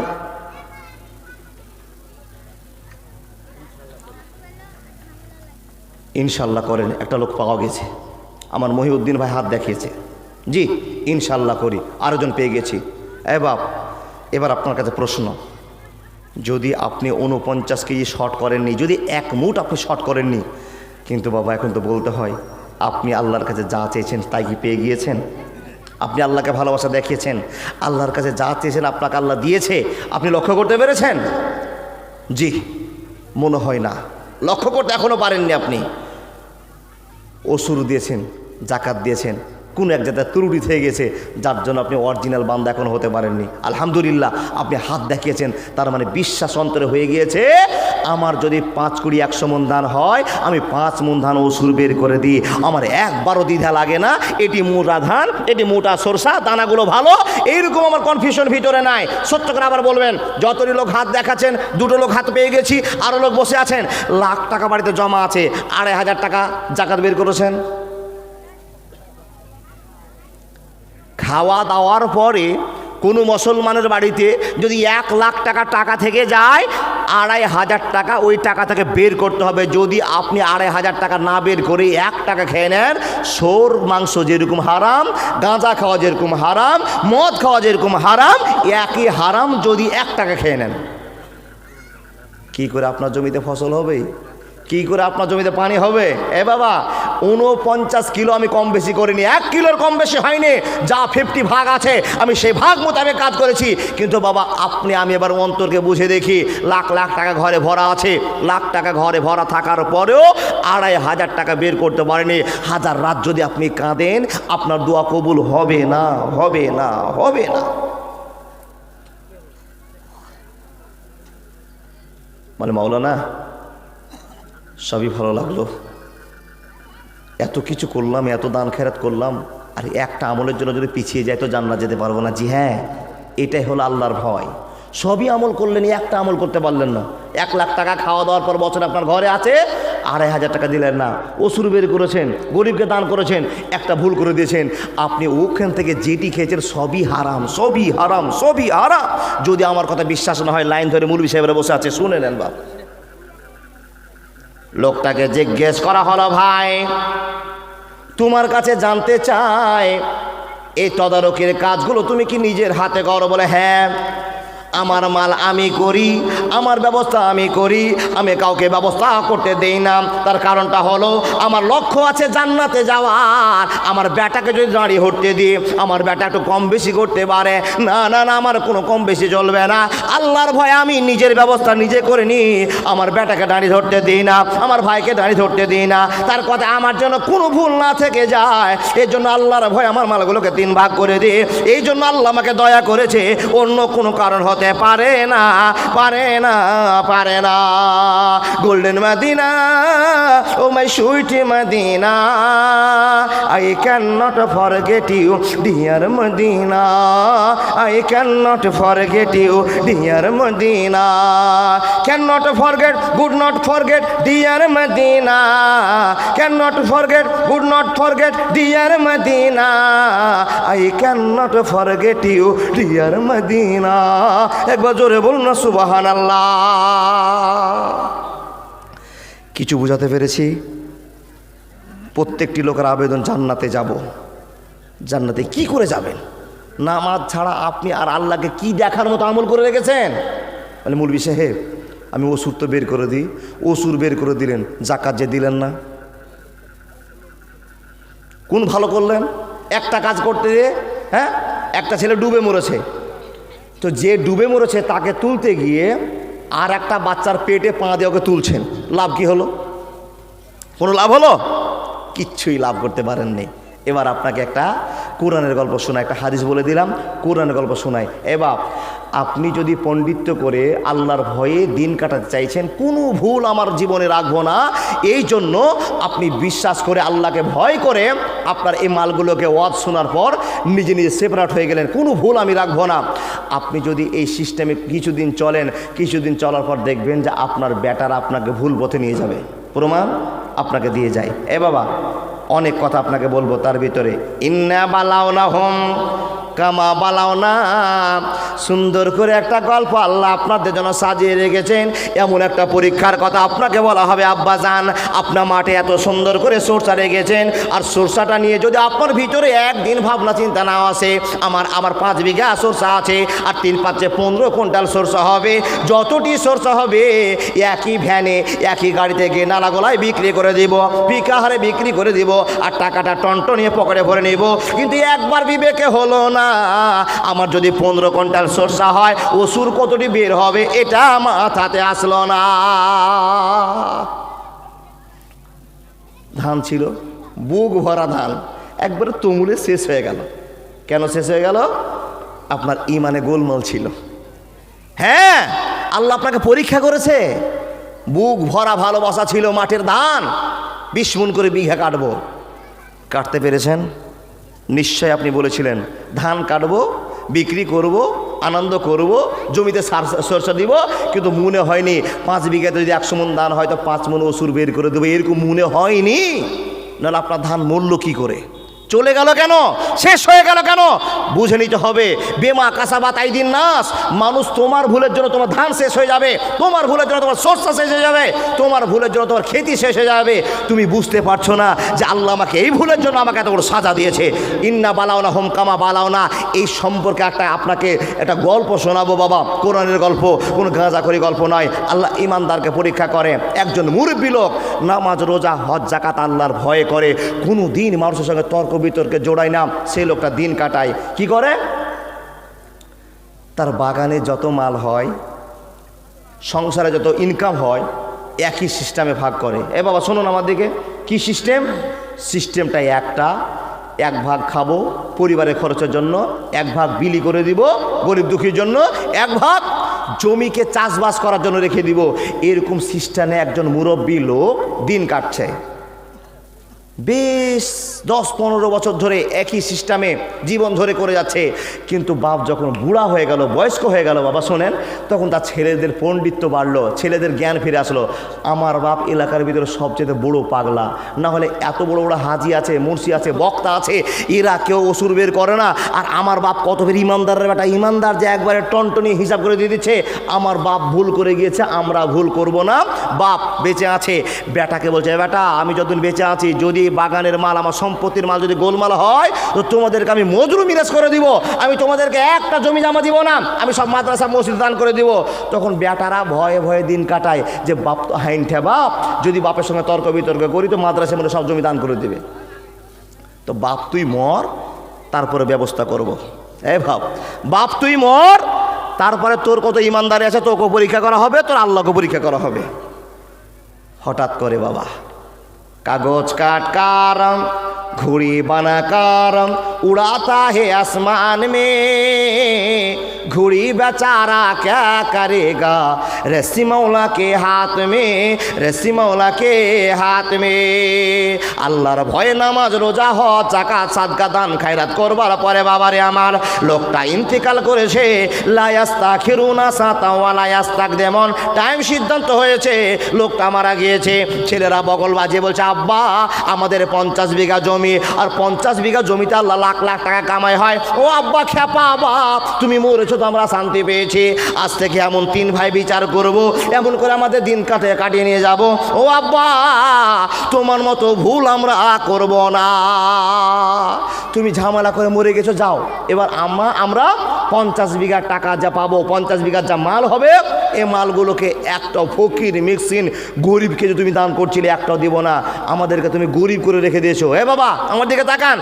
বাপ মরেছে আর 3-4 ভাই মিলে যুক্তি শুরু করেছে, 4 ভাই যুক্তি শুরু করেছে। কি বাপ তো মরে গিয়েছে, এ ভাই বড় ভাই ছোট ভাইকে বলছে, ছোট ভাই মাইজকল ভাইকে বলছে, সব পরামর্শ করছে, ভাই শুনে নাও, বাপু তো মরে গিয়েছে না, বাপু খুব বদমাস কাজ করে গিয়েছে। কি কাজ করেছে, আমাদের এত সুন্দর টাকা পয়সার মালগুলোকে ফকির, বিধবা, ইয়াতিম, মাদ্রাসা, গরিব দুঃখী দিয়ে দিয়েছে। আব্বা মরে গিয়েছে, ঝামেলা মিটে গেছে, একটাও টাকা বাগানের মালের টাকা কাউকে দিব না। আমরা যেদিন বাগানের মাল পেকে যাবে, ফসল পেকে যাবে, চুপ করে জিসিপি নিয়ে যাব, মালগুলো ভাঙবো, ট্রাক্টর নিয়ে যাব, লোড করে রাতে রাতে নিয়ে পালিয়ে আসবো। এগুলো কার বুদ্ধি? কার বুদ্ধি গো? ছেলেদের, 4 ছেলের যুক্তি। হাজি সাহেব বাপ মারা গিয়েছে। বাপ রব্বুল আলামিন বলেন, বান্দারে কি করে পরীক্ষা করব তোমরা সেটা জানো না। ইন্না বালাউনাহুম কামা বালাউনাহা, হে আল্লাহর বান্দা মনে শুনে নাও, আমি ইমানদারকে এভাবে পরীক্ষা করতে পারি, এইভাবে তাদেরকে আমার অন্তরে চেক করে নেওয়া হয়। হে আল্লাহর বান্দা, বাপ মরে গিয়েছে, ভাই 4 জন যুক্তি করে বলছে, আগামী সপ্তাহে আমাদের বাগানের মাল পেকে গিয়েছে, যত ডালিম আছে, যত খেজুর আছে, যত আম আছে, যত কাঁঠাল আছে, ও বড় ভাই শুনে নাও, 3টা ট্রাক্টর আমরা ভাড়া করব, আর রাত্রি 2টার সময় ট্রাক্টর ছাড়বো, এলাকার মানুষ যেন কোনো খবর না জানতে পারে।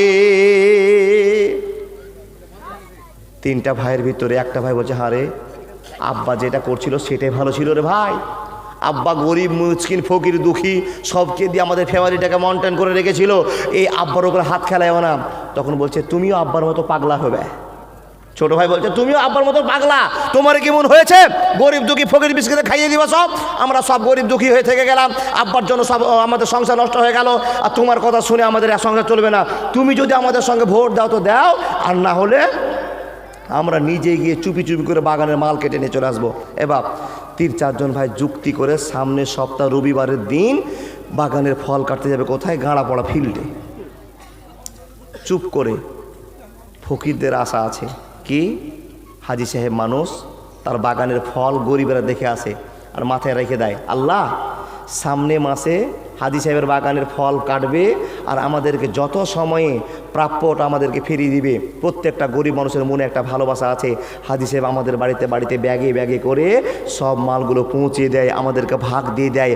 আজও আমাদের কাছে ভাগ আসবে, সামনে রবিবার তাদের মাল কাটা হবে। কিন্তু বাবা হাজি সাহেবের যে 4টা চোর ছেলে রেখে গিয়েছে, এ চোরদের বুদ্ধি পাল্টে গিয়েছে। আল্লাহ বলছে, আমি পরীক্ষা শুরু করেছি। কেমন পরীক্ষা?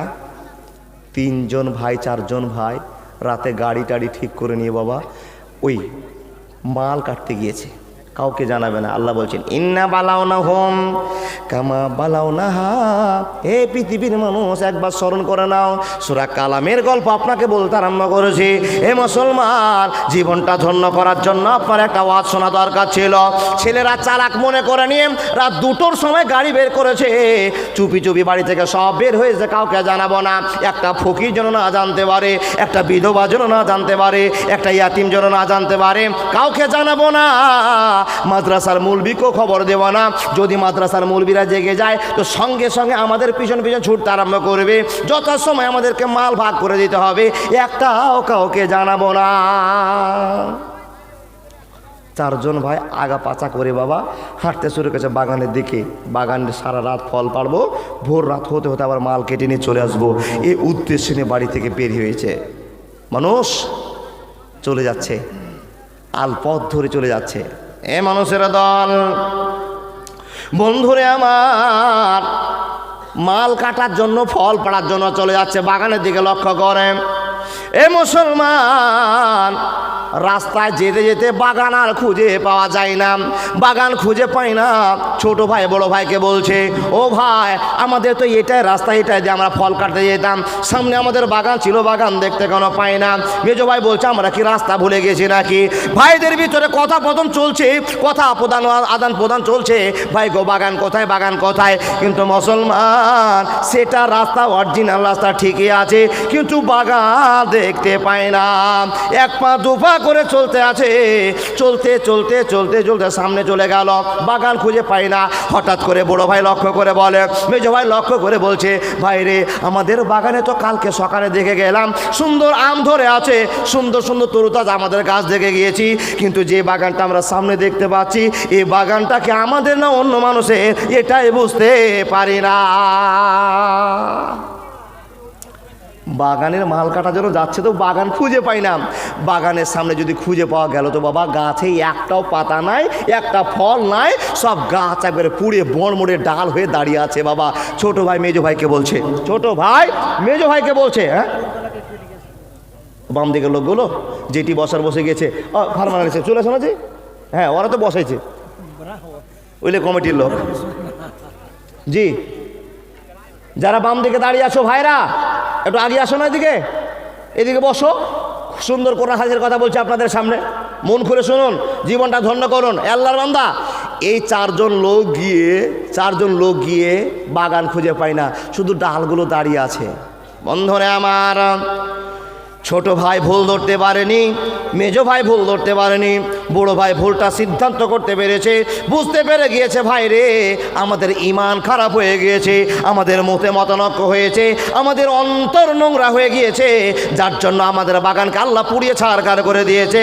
ও ভাই, এই জন্য বলছিলাম তোমরা আল্লাহকে ভয় করো। ইত্তাকিল্লাহ, আল্লাহর ভয় না থাকলে অন্তর পাওয়া যাবে না, আল্লাহর ভয় না থাকলে বাগানের মাল পাওয়া যাবে না। মুসলমান,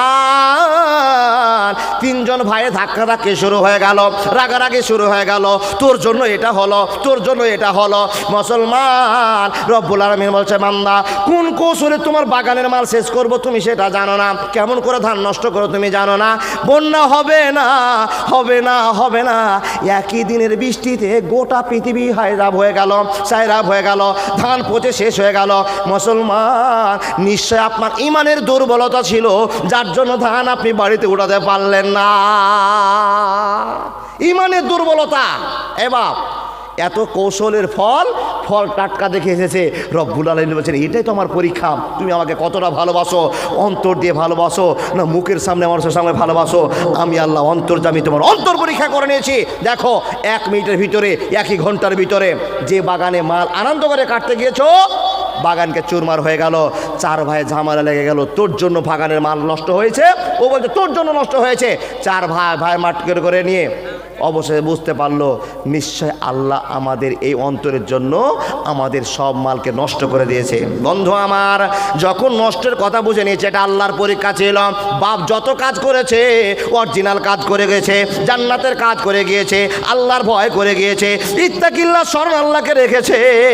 যদি আমার আব্বা এ কাজ করে যায় আমাদেরও এ কাজ করতে হবে। 4টা ভাই পরামর্শ করে বলছে, বন্ধুরে আর কোনো ভয় রাখা যাবে না, আল্লাহর কাছে কাঁদতে আরম্ভ আরম্ভ করলো। এ মুসলমান, এই জন্য আপনার কাছে আমার বড় একটা কথা থেকে যাবে। আল্লাহর বান্দা মনোযোগ দিয়ে কথা শুনে যান। যতই আপনার নোংরামি হয়ে যাক না কেন, আল্লাহর কাছে আপনি কাঁদতে শুরু করুন। রব্বুল আলামিন বলছেন, তুবু ইলাল্লাহি তাওবাতান নাসুহা। যত বড় অন্যায় হোক না কেন, যত বড় ক্ষতি করো না কেন, যত বড় গুনাহ করো না কেন বান্দা, একবার তুমি আমার কাছে চাইতে আরম্ভ করো। তুবু ইলাল্লাহি তাওবাতান নাসুহা। একবার শুধু মন থেকে বলে দাও, আল্লাহ যে গুনাহটা করেছি জীবনে আর করব না। যে গুনাহটা হয়ে গিয়েছে এই গুনাহটার জন্য একবার আল্লাহর কাছে কাঁদো, আমি আল্লাহ ক্ষমা করে দিব। এই চার ভাই আলে বসে বসে মাহবুদের কাছে কাঁদতে শুরু করেছে। হে রব্বুল আলামিন, বাপ যেটা করেছিল অরিজিনাল করেছিল, আমরা যেটা করলাম সেটা ডুপ্লিকেটই করলাম। নিজের সম্পত্তি বাড়ার জন্য মিথ্যা কথা বললাম, নিজের সম্পত্তি বাড়ার জন্য গরিবকে ধোকা দিলাম, নিজের সম্পত্তি বাড়ার জন্য মাদ্রাসা ধোকা দিলাম। লাখ লাখ টাকার মালিক টাকার পরেও আমার টাকাতে মন ভরল না, আমি এই মানুষগুলোকে নষ্ট করতে আরম্ভ করলাম। হে রব্বুল আলামিন, আমরা বক্তার কাছে ওয়াজ শুনেছি, ইল্লামান তাবা ওয়া আমানা ওয়া আমিলা আমালান সালিহান ফাউলাইকা ইউবাদদিলুল্লাহু সাইয়্যাতিহিম হাসানাত ওয়া কানা আল্লাহু গাফুরার রাহিমা। রব্বুল আলামিন বলছে, বান্দা যত বড় ভুল হোক না কেন আমার কাছে অনুশোচনা করতে আরম্ভ করো, আমি আল্লাহ তোমাকে ক্ষমা করে দিব, ক্ষমা করে দিব। একবার জোরে বলুন না নারায়ে তাকবীর। কারা কারা যাকাত দেননি তারা মনে বলুন আস্তাগফিরুল্লাহ। সবাই বলুন আস্তাগফিরুল্লাহ। হাল্লাজি লা ইলাহা ইল্লা হুয়াল হাইয়ুল কাইয়্যুম ওয়া আতুবু ইলাইহি। কারা কারা ওষুধ দেননি আবার বলুন আস্তাগফিরুল্লাহ। হাল্লাজি লা ইলাহা ইল্লা হুয়াল হাইয়ুল কাইয়্যুম ওয়া আতুবু ইলাইহি। হে আল্লাহ, আমার 5 বিঘা জমি তুমি আমাকে বানিয়েছো মাবুদ গো, আমি তো মাত্র 800 গ্রাম সরষা মাঠে ছিটিয়ে এসেছি আর 1 কুইন্টাল সার দিয়েছি। হে মাবুদ, 1 কুইন্টাল সার 800 গ্রাম সরষাতে যে আমার 3.5 কুইন্টাল ফসল হবে, কোনো দিনই ভাবতে হে গো পারেনি। মাবুদ 5 বিঘা সরষা লাগিয়েছি, যদি আমার 3-5-15 কুইন্টাল হয়, শরিয়াতি আইন অনুযায়ী, মোহাম্মদের আইন অনুযায়ী, যেইটি আল্লাহ মাদ্রাসা মসজিদ বিধবা এতিম যারা যারা পাওয়ার যোগ্যতা রাখে আল্লাহ তাদেরকে না দিয়ে আমি আর সরষা বিক্রি করব না, ওয়াদা করুন। অন্তরে হাত দিয়ে বলুন, আল্লাহ আমার যদি 20 মণ সরষা হয়ে যায়, 1 মণ সরষা আমি বের করে দিব, এটা ওসুর। আমার যদি সব খাওয়া দাওয়ার পরে 1 লাখ টাকা টিকে যায়, আমি 2,500 টাকা বের করে দিব। এই জন্য আল্লাহর কাছে আবার বলুন আস্তাগফিরুল্লাহ আল্লাযী লা ইলাহা ইল্লা হুয়াল হাইয়ুল কাইয়্যুম ওয়া আতুবু ইলাইহি। এ মুসলমান, শুধু তাই নয়, রব্বুল আলামিন বলছেন কি, সব পাপটা মিটিয়ে দাও আর আল্লাহর রাস্তায় যদি তোমার টাকা নিজের হবে। এ মুসলমান, আমাদেরকে তাকান, ওদিকে বসাবসি চলছে, আপনারা উঠছেন কেন গো বাবা? আমাদেরকে তাকান, দেখেন যেটি ওসুর দিয়েছেন এটি তো ওসুর চলে গেল, তারপরে আপনার যেটি টাকা থাকলো সেই টাকা থেকে আল্লাহ পাক রব্বুল আলামিন বলছেন সেই টাকা থেকে তোমাকে দান করতে হবে, যেটি আপনার টাকা। যেটি তো গরিব দুঃখী ফকির মিশিরের টাকা আপনি ভাগ দিয়ে দিলেন, 1 মণ ওসুর বের করে দিলেন। কিছু কিছু লোককে দেখবেন, এ বাপ, কিছু কিছু লোককে দেখবেন কি 1 মণ ধান ওসুর বেরিয়েছে, 20 মণ আপনার ধান ছিল, 1 মণ ধান আপনার ওসুর বেরিয়েছে, আর সেই ওসুরের ধানগুলো মসজিদের চাঁদার জন্য 500 টাকা আপনার বরাদ্দ করেছে। আব্দুর রহমান ভাই, তোমার 500 টাকা চাঁদা মসজিদের জন্য, আর আপনি কি করলেন, ওই ওসুরের ধানটি বিক্রি করে মসজিদে 500 টাকা চাঁদা দিয়ে দিলেন। আচ্ছা বলুন তো, আপনার ওসুর আদায় করা হলো না? ওসুর বের করেছে কার জন্য? ওসুরের ধানের টাকা আপনার মাদ্রাসা মসজিদে যাবে না। কে যাবে? কার কাছে যাবে? মাদ্রাসায় যাবে, বিধবার কাছে যাবে, ফকিরের কাছে যাবে, কার কাছে যাবে? ইয়াতিমের কাছে যাবে। ওই টাকা যদি আপনি মসজিদে দিয়ে দেন, ওই ধান 5 কিলো মসজিদে দিয়ে দেন, আপনার দান হলো না, ওসুর আদায় করা হলো না, আপনি আল্লাহকে ফাঁকি মারলেন। কথা শুনুন, আল্লাহ তুমি যদি আমার 3 কুইন্টাল করে সরষা দাও, 3 কুইন্টাল হোক আর 2 কুইন্টাল হোক, ওসুর বের করতে হবে। বলে মৌলভী সাহেব, আমার যদি 20 মণ সরষা জুটে, হিসাব করে না জুটে, আমার যদি 16 মণ জুটে, 16 মণ হলো, আমি কি ওসুরটা বের করব? জি না। যদি আপনার দয়া হয় যে আমি 16 মণের কিছু দান ভালোবাসা দেখিয়ে দিব তো দিতে পারেন, কিন্তু যদি আপনার 20 মণ হয়ে যায় তো দিতেই হবে। যদি একটা সরষা বাড়িতে থেকে যায়, ওটা সোরের মাংস আর সরষা একই পরিমাণ। সুবহানাল্লাহ বলতে পারলেন না? কি করে ওয়াজ বুঝায় আপনাকে? এ মুসলমান, তওবা করুন, জীবনে এই ভুলগুলো করব না। আল্লাহর বান্দা, মসজিদের জায়গাতে মসজিদ আপনি দিয়ে দেন। দান করে কী লাভ হবে? দান আপনি এখন শুরু করছেন। কে জন্য শুরু করছেন? ওসুর বের করে দেওয়ার পর যেটি মাল আপনার 19 মণ থাকলো, এটি হলো আপনার মাল। আপনি ওই মাল থেকে খাবেন, ওই মাল থেকে খরচ করবেন। এই মাল থেকে রব্বুল আলামিন বলছেন কি, না না এই কোরআনটা দেন তো, মানজা বিল হাসানাতে ফালাহু আসরু আমসালেহা। হে বান্দা, তোমার যেটি মাল টিকে গেল, 19 মণের তোমার বাড়িতে থাকলো, 1 মণ ওসির বের করে দিয়েছো, 19 মণের ভিতর থেকে তোমার বাচ্চারা খাবে, তোমার বেটা খাবে, তোমার বৌমা খাবে, তোমার নাতি পুতিন খাবে, তোমার জমির জন্য পরিচর্যা করার জন্য তোমাকে রাখতে হবে। এ মানুষের দল, এ 19 মণের টাকা থেকে মানজা বিল হাসানাতে ফালাহু আসরু আমসালেহা, 1 টাকা যদি কেউ দান করে দেয়, আমি আল্লাহ তাকে 10 টাকা দুনিয়াতে ফিরে দিব। একবার জোরে বলুন না নারায়ে তাকবীর। 19 মণের যে টাকাটা আপনার বাঁচলো, ওই থেকে যদি 1 টাকা আল্লাহকে কেউ দেয়, তো আল্লাহ বলছেন আমি তোমাকে 10 টাকা ফিরিয়ে দিব। কথা একটা বলে নি বাবা, সত্য করে উত্তর দেবেন। মাদ্রাসা মসজিদে দান করার চাইতে কিন্তু বাড়ির পড়োশিকে, এলাকার মানুষকে যদি 5 টাকা ধার দেন, তাহলে আপনার নেকি বেশি। বুঝাতে পারলাম? মাদ্রাসায় 500 টাকা দান দিলেন, এ টাকাটা আপনি পাবেন না, কিন্তু পড়োশিকে আপনি 500 টাকা ধার দিয়েছেন। যদি পড়োশিকে 500 টাকা ধার দেন, এই টাকাটা আপনি মসজিদে 500 টাকা দিয়েছেন, মাদ্রাসায় দিয়েছেন, এটা আল্লাহ আপনাকে 10% নেকি করে দিয়ে 500 টাকাতে 5000 টাকা নেকি দিবে।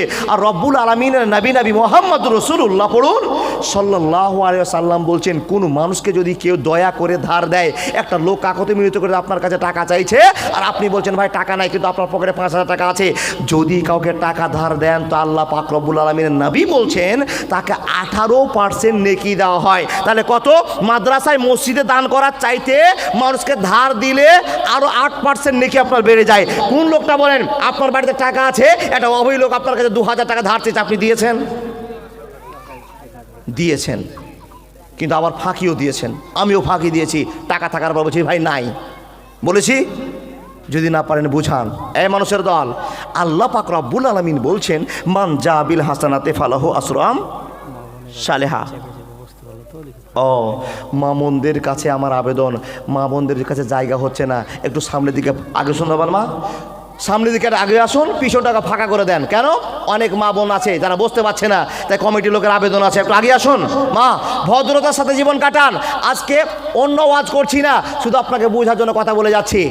কাউকে যদি 1 কাঠা চাল ধার দেন, তো 20টা ফকিরকে যা আপনি দিয়ে যা নেকি করবেন, পড়োশিকে চাল ধার দিয়ে তার থেকে বেশি নেকি। কত পার্সেন্ট? 8% নেকি। একটা ফকিরকে 5 টাকা দান করে যা নেকি হবে, আর 8% আপনি যোগ করে দেন পড়োশিকে ধার দেওয়ার জন্য, অভাবীকে ধার দেওয়ার জন্য, যারা বিপদে পড়ে রেখে তাকে সাহায্য করার জন্য। এক তো আপনি তাকে সাহায্য করলেন, তারপর আপনি একটা দয়া করলেন, এই জন্য আপনার নাম্বারে বেশি হয়ে গেল।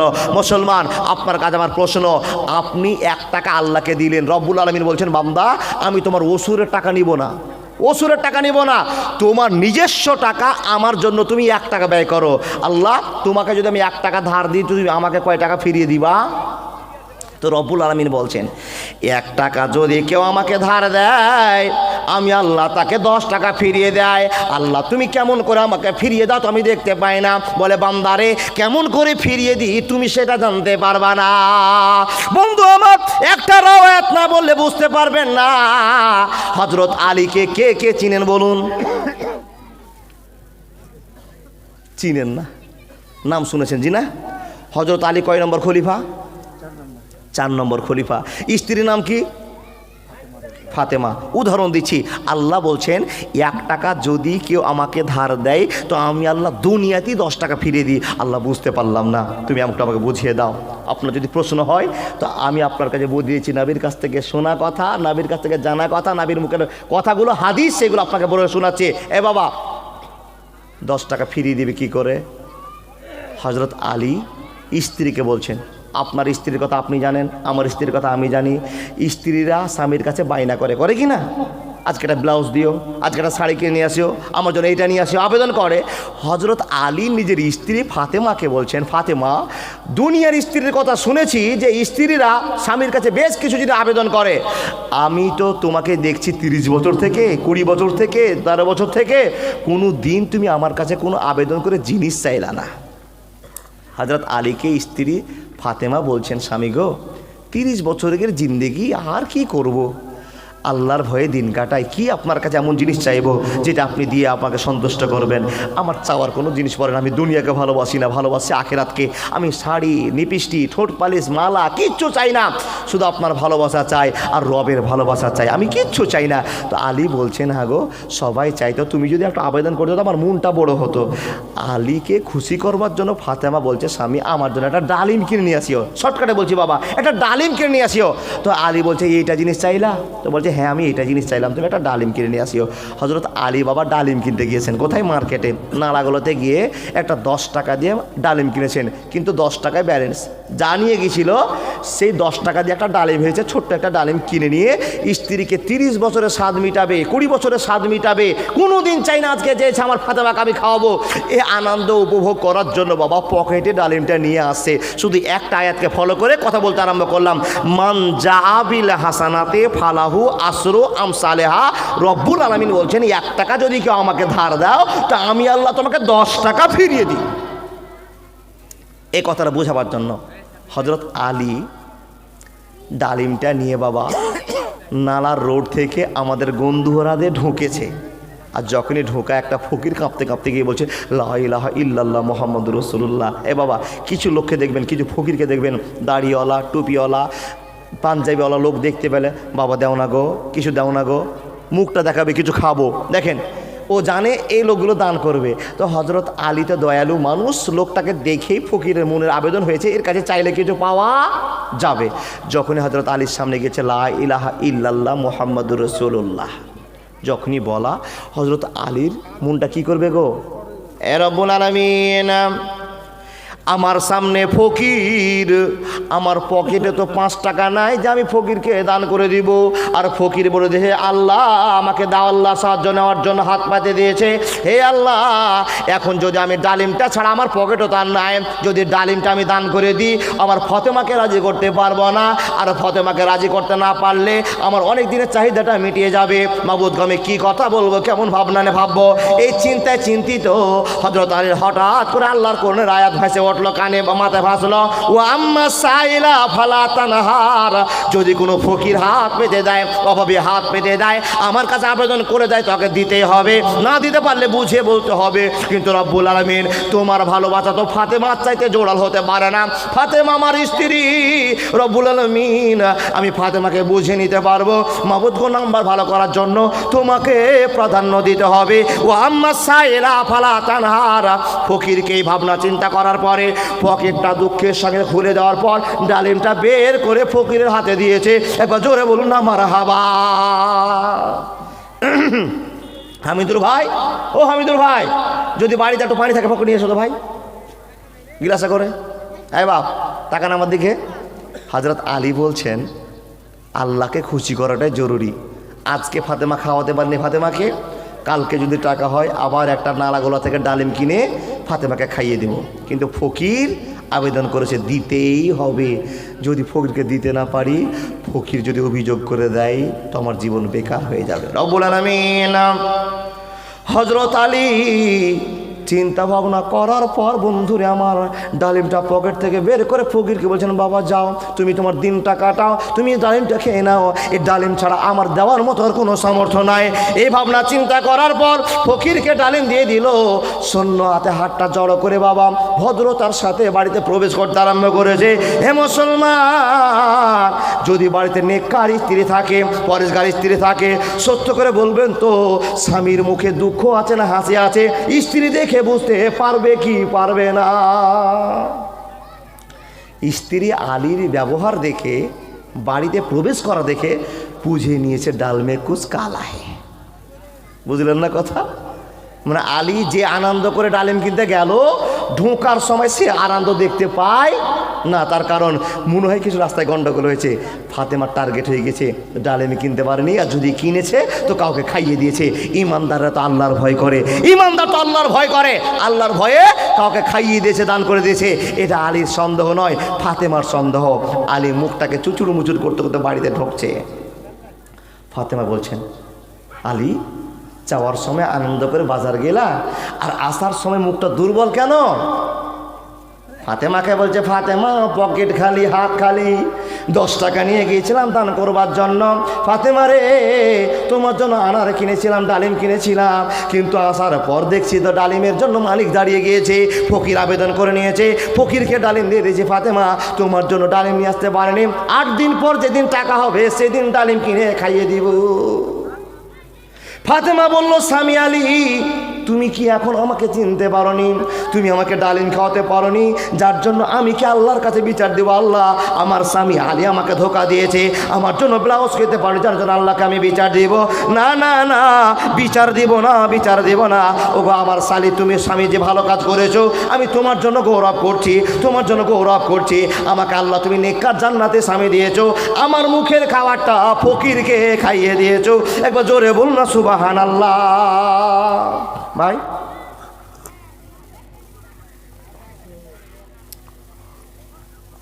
গলা আর চলে না, চলবে কত বলেন? গত রাত কালিয়াচক শাহবাজপুরে 2 ঘন্টা ওয়াজ করেছি।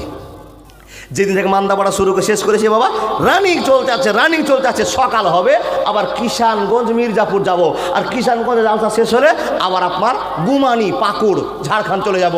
এ বাবজান, প্রত্যেক দিন একটাই গলা, আওয়াজ আর বের হবে কত?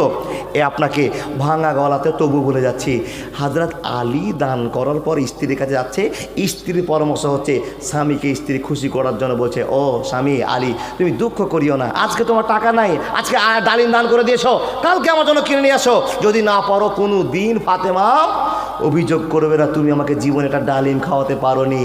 এবার আপনার স্ত্রী, আমার স্ত্রী, আমার মা, আপনার মা, দেখুন না আপনার বাবার সাথে কি ব্যবহার করে, আপনার সঙ্গে কি ব্যবহার করে। একটা শাড়ি কিনতে বলেছে, 1 সপ্তাহ যদি কিনতে না পারেন কোনো কারণবশত, পরের দিন আপনার ঢোল বাজিয়ে ছেড়ে দিবে। কি বুঝলেন না কথা? সব জিনিস দিলেন, একদিন একটা জিনিস দিলেন না, তো 5 বছরের যত ইনকামের পথ ছিল, যত ভালোবাসার পথ ছিল, একদিনই সব গুদাম করে দিবে। এরকম আমার মা, আপনার মা বাড়িতে আছে। কিন্তু বাবা হযরত ফাতেমা কি বলছেন? স্বামী কোনো দিন আবেদন করব না, আপনি যেটা কাজ করেছেন অত্যাধিক ভালো কাজ করেছেন। ও স্বামী আলী, আমি তোমার কাছে বড় আশা করে আছি, তুমি একটা জান্নাতের কাজ করে নিয়েছো, দুনিয়ার চাইতে আখিরাতকে প্রাধান্য দিয়েছো।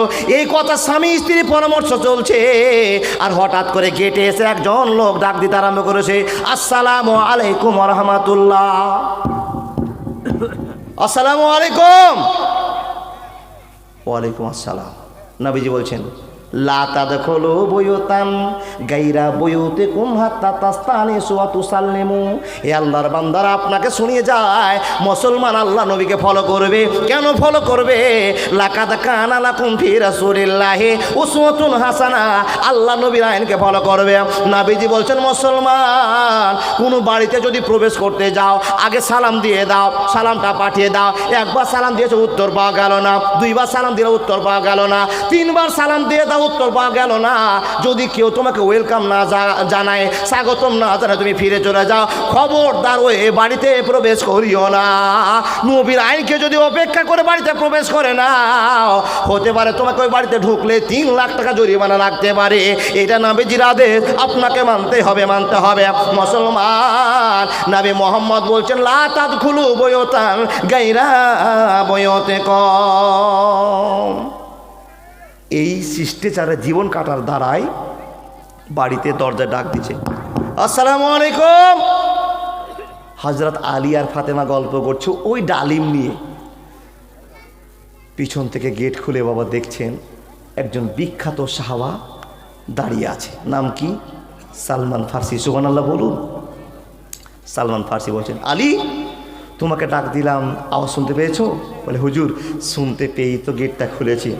হুজুর 12টার সময়, 1টার সময়, এই টাইমে তো আপনার আসবার কথা নয়, হঠাৎ করে আপনি আমার বাড়িতে কি কারণে?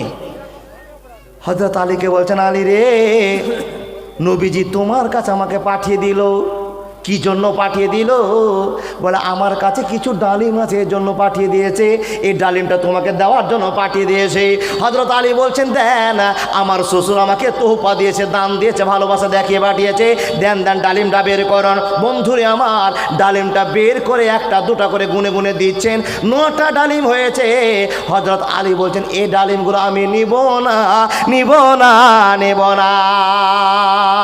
কবরে রাজাব কত কঠিন সইতে আমি পারিব না, মৃত্যু যন্ত্রণা কত কঠিন সইতে আমি পারিব না। হে দয়াময় এ রহিম, চাই যে শুধু তোমার করুণা, মৃত্যু যন্ত্রণা কত কঠিন সইতে আমি পারিব না।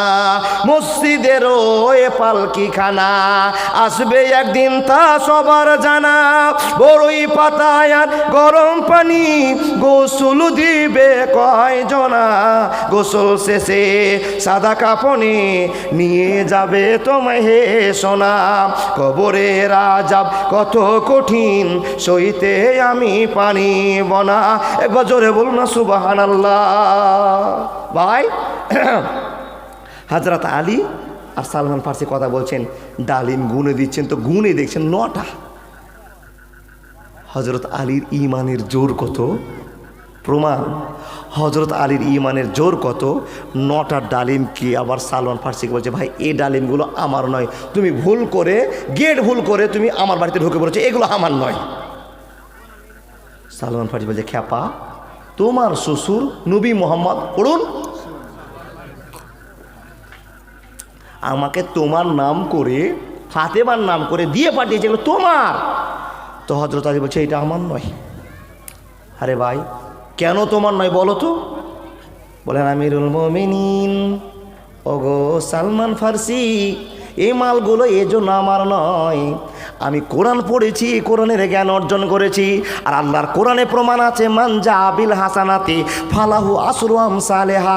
কেউ যদি আমাকে 1 টাকা দান দেয় তো আমি আল্লাহ তাকে 10 টাকা দান ফিরিয়ে দিই, দুনিয়াতে দিই। শুধু তাই নয়, যদি আল্লাহর কোরআনে এরকম বিচার হয়ে থাকে, আমি 1 টাকা ডালিম দান করেছি তো আমি 9টা কেন পাবো? যতক্ষণ 10টা না পাবো আমার ডালিম হতে পারে না। সুবহানাল্লাহ বলুন। আমি এই জন্য হাতে করি না যে 9টা ডালিম আমার নয়, 10টা হোক, তাহলে আমি বুঝে নেব এটা আমার ডালিম আছে। 1টা ডালিম করে আল্লাহ 10টা ফিরিয়ে দিবে। হযরত সালমান ফার্সি চিন্তা করলেন, ইমানের জোর কত। এ বাবা, ব্যাগের ভিতরে যে ছুটে গিয়েছে, হযরত আলীও খেয়াল করেনি আর সালমান ফার্সিও খেলেনি। ব্যাগ খুলে দেখেন আর একটা ডালিম পড়েছে। সুবহানাল্লাহ বলা যাবে না? ডালিম বের করে দেওয়া হলো, 10টা পুড়ে গেল। আলী, এটা তোমার ডালিম। রে আলী, আজকে দেখে নিলাম তোমার ইমানের কত জোর, আল্লাহর ওপর কত ভক্তি, কত ভালোবাসা। এ আলী, আমি তো তোমার কল্পনা জল্পনা বুঝতে পারিনি, কিন্তু তোমার কনফিডেন্স এত বেড়েছিল আমি তোয়াক্কা করতে পারিনি। আলী রে, আমি বুঝে নিয়েছি তোমার ইমানের কত জোর আছে। 10টা ডালিম পেয়েছো, এখন তুমি হাতে করে নিয়েছো, এটাই তোমার ডালিম আছে। একবার জোরে বলবেন নারায়ে তাকবীর। বাপ দুনিয়াতে ফিরিয়ে দিল 10 টাকা, আপনি বুঝতে পেরেছেন? এবার কোন কোন লোক আছেন কিসের জন্য দিবেন? মাওলানা আমার জীবনটাকে ধন্য করার জন্য 1 টাকা দিব। এটা বড় ব্যবসা। কি ব্যবসা? কেউ যদি আল্লাহকে 5 টাকা দেয় তো আল্লাহ বলছেন, মাসালুল্লাযিনা ইনফিকুনা আমওয়ালাহুম ফি সাবিলিল্লাহ। মানে কি গো মাওলানা, 5 টাকা আমি দাম দিলাম, আমার লাভ কি হলো? বলছে 800 গ্রাম সরষা ফেলে 3 কুইন্টাল সরষা হাসতে হাসতে বাড়িতে নিয়ে যাও। এ বরকতটা দিয়েছে কে? আল্লাহ রব্বুল আলামিন বলেন, মাসালুল্লাযিনা ইনফিকুনা আমওয়ালাহুম ফি সাবিলিল্লাহ। এ মুসলমান, আমাকে খুশি করার যদি কেউ যদি 5 কিলো সরষা দিয়ে দাও, আমাকে খুশি করার জন্য কেউ যদি 1000 টাকা দান করে দাও, আমাকে খুশি করার জন্য কেউ যদি 100 টাকা দান করে দাও, আমাকে খুশি করার জন্য যদি কেউ 10 টাকা দিয়ে দাও, বান্দারে তোমার দানটা কি করা হয় রব্বুল আলামিন সেটা তো জানি না, আমার দানকে কি করো তুমি সেটা তো বুঝতে পারে না। রব্বুল আলামিন বলছেন, মাসালুল্লাযিনা ইনফিকুনা আমওয়ালাহুম ফি সাবিলিল্লাহ। আমাকে বিশ্বাস করে যদি কেউ দান করে দাও, আমি আল্লাহ কেমন করে বাড়াতে আরম্ভ করলাম। তোমাকে যদি কাউকে সুদের উপর টাকা খাটাতে হয়, 8% সুদ দেয়, 10% সুদ দেয়, 20% সুদ দেয়, আমি আল্লাহ তোমার টাকাটাকে নিয়ে এত সুদ বাড়াতে আরম্ভ করলাম, এত সুদ বাড়াতে আরম্ভ করলাম, এত সুদ বাড়াতে আরম্ভ করলাম। আল্লাহ কত টাকা সুদ বাড়াবে?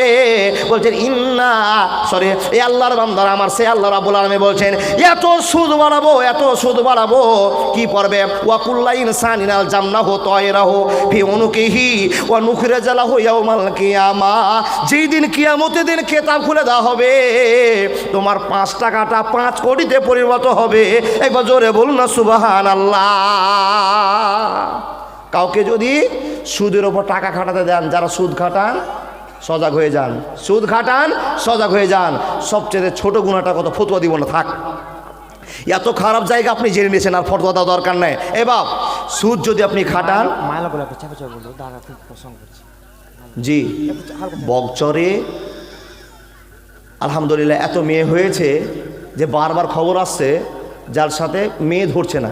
আর বাবা এটা আমরা সচক্ষে দেখছি, যত জায়গায় জালসা হচ্ছে মেয়ে 3%, ছেলে 1%। জি, আর আমার মা বোনেরা এই দিনটাকে বিশ্বাসও করেছে, জালসা যেতে হবে, ইমান বাড়াতে হবে, ভালো ভালো কাজও করছে। আমার মা ভালো ভালো কাজ করার পরেও এই ভুলটা কেন হচ্ছে? সামনে যদি আপনার ফাঁকা থাকে সেটা পূরণ করুন না। কেন এটা আপনার বিবেকে লাগে না যে আমি এতটুকু জায়গা বসে আছি, এখানে আরও 2 জন আসবে, কমিটির লোক যে ব্যবস্থা করেছে তারপরে জায়গা হচ্ছে না? মা এটা আপনার কর্তব্য, এটা আপনার দায়িত্ব। যদি আপনি তিলকাল জান্নাতুল্লাতি নূরে সুমিন ইবাদিনা মান কানা তাকিয়া, ইবাদতের মাধ্যমে জান্নাত যেতে চান আল্লাহ দয়াতে ভালোবাসাতে, তাহলে আপনাকে এই কাজটা করতে হবে, আপনার কর্তব্য আপনাকে পালন করতে হবে।